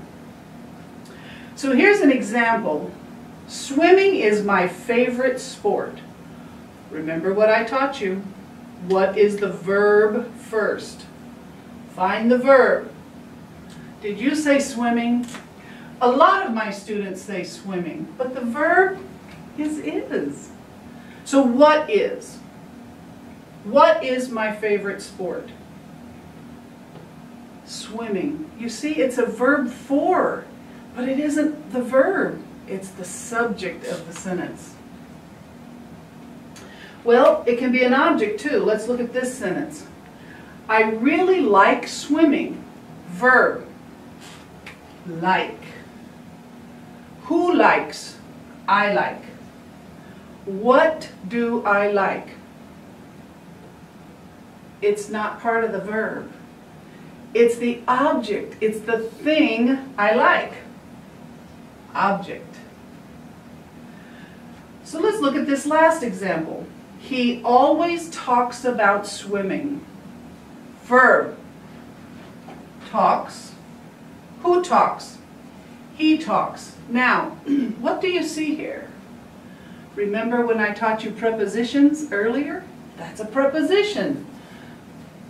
And we do this with preposition phrases. And what did I tell you a preposition always comes with? It always comes with a noun. But here, the noun is a verb for. So these are the three ways that a gerund can operate in a sentence. It can be a subject, it can be an object, or the object of a preposition. Those are the 4 ways it happens. I'll show you some example sentences for that later. But let's move over here to this part of the board where it says infinitives. Where infinitives are to with a verb 1 after it. Now wait a minute. Remember, we've seen to as a preposition, and this is always confusing at first until you know what you're looking at. If you see to with a noun, then it's a preposition. That noun is the object of a preposition. But the word to can also come with a verb 1 right after it. And when that happens, it's not a preposition. It's an infinitive. So what can infinitives do? An infinitive can act like a noun, an adjective, or an adverb in a sentence. But this is what's confusing. When students see an infinitive in a sentence, they think it's part of the verb, or they think that's the verb. Remember, if you see to and a verb 1, it's never the verb of the sentence. It's always acting like something else, a noun, an adjective, or an adverb. Most of the time we're looking at them as nouns. So when an infinitive is a noun, it can be a subject or an object. Well, so can a gerund. Let's look over here again. If an infinitive can be a subject, can we switch an infinitive here? I think we can.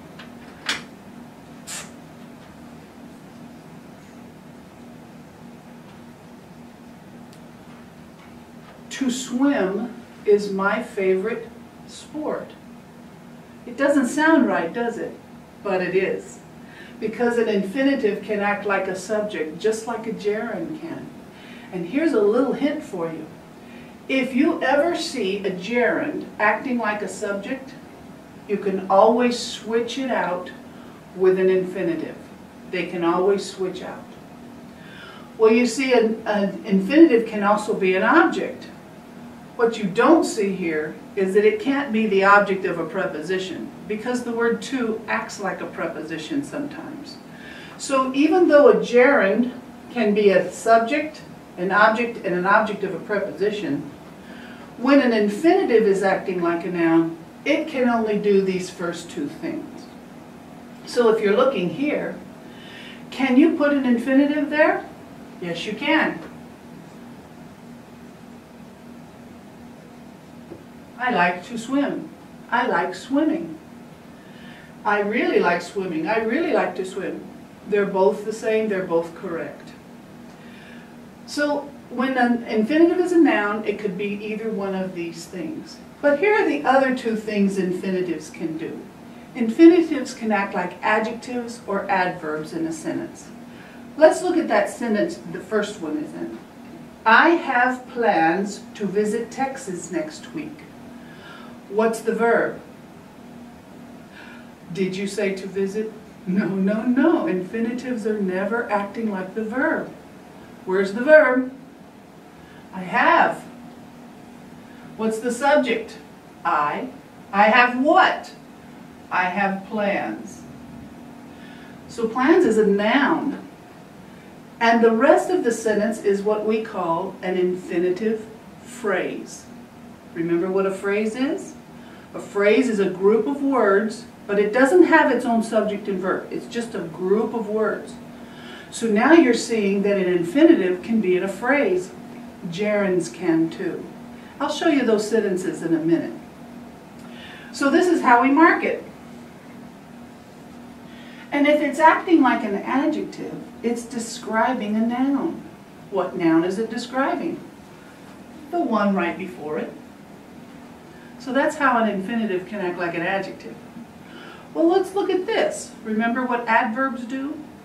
Adverbs can describe verbs, adjectives, or other adverbs. So let's look at this sentence. He is able to swim a long distance. Verb. To swim is not the verb. Is. Who is? He is. What is he? Able. Able is an adjective describing him. Well, how able is he? He is able to swim a long distance. That infinitive phrase is describing the adjective able.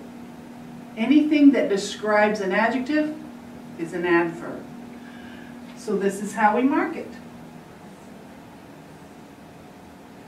So this is an example of when an infinitive acts like a noun, as a subject or an object, as an adjective or an adverb. So next I want to show you a few sentence examples of these grammars. You see before you some examples of the gerund phrase or the infinitive phrase. These are included in the handout file on this DVD.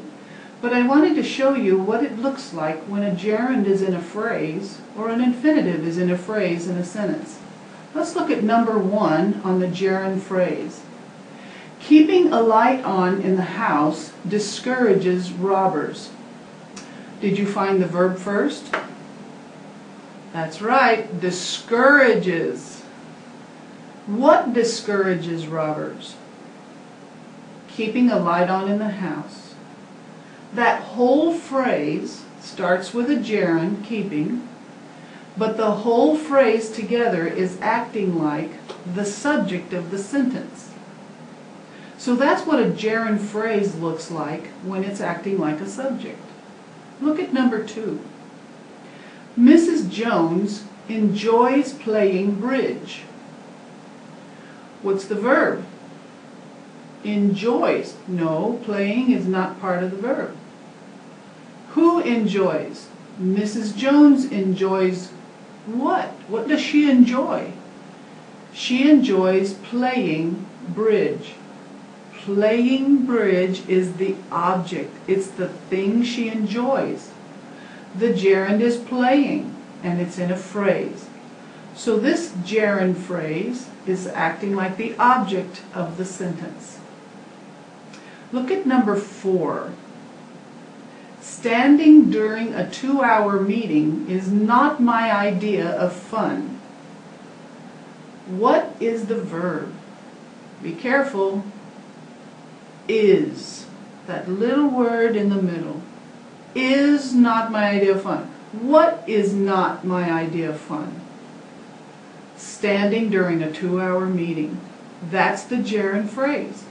And it's acting like the subject of a sentence. Let's move over to the infinitive phrase. To be objective in my decision is hard. What's the verb? Is. I think you're catching on to this. What is hard? To be objective in my decision. Now remember, when an infinitive is a subject, well, it can switch out with a gerund.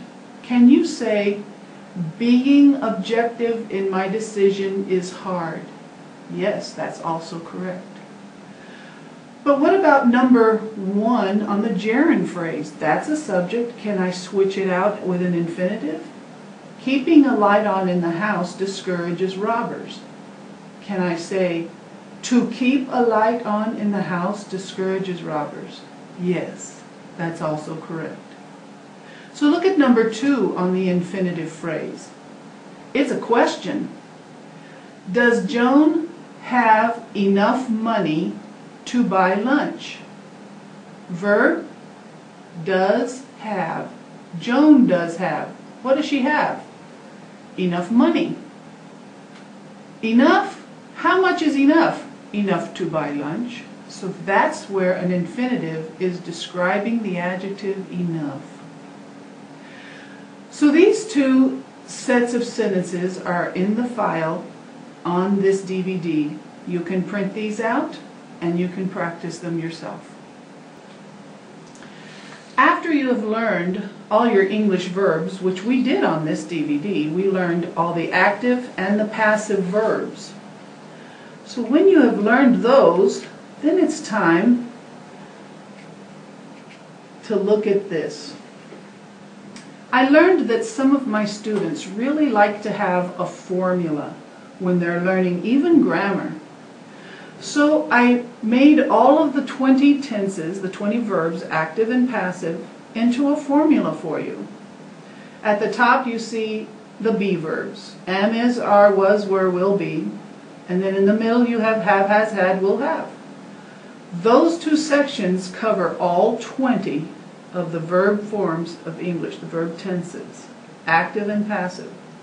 So you see what I did for you. After a be verb, verb 4 is active. After a be verb, verb 3 is passive. And after have, has, had, remember I taught you the rule? Every time you see that, active or passive, verb 3 comes after those 3 verbs. And then I gave you some examples on the other side. Then, after that, I showed you about do, does, and did. Of course, do, does, and did, they can be active verbs by themselves. We can say, he did a good job. We do our work every day. But when we use do, does, did with a verb 1, we only use it with action verbs to ask questions or make negative statements or to make an emphasis. So I gave you some examples of that over there too. And then at the bottom I showed you the general rules for modals. I mentioned most of these during the DVD, but I gave you a summary of it here on the handout. After a modal, verb 1, first rule. So after modals, only present tenses. And when you're trying to make a modal passive, we're still in the present tenses, but there's only 2 ways to do it. Modal be with verb 3, like might be written, or modal have been and verb 3, like might have been written. That's the only ways to make modals passive. Well, there you have it. Making grammar easy. I just explained to you some of the handouts that are available. I hope you've gone through that file and can use as much as you'd like. Good luck.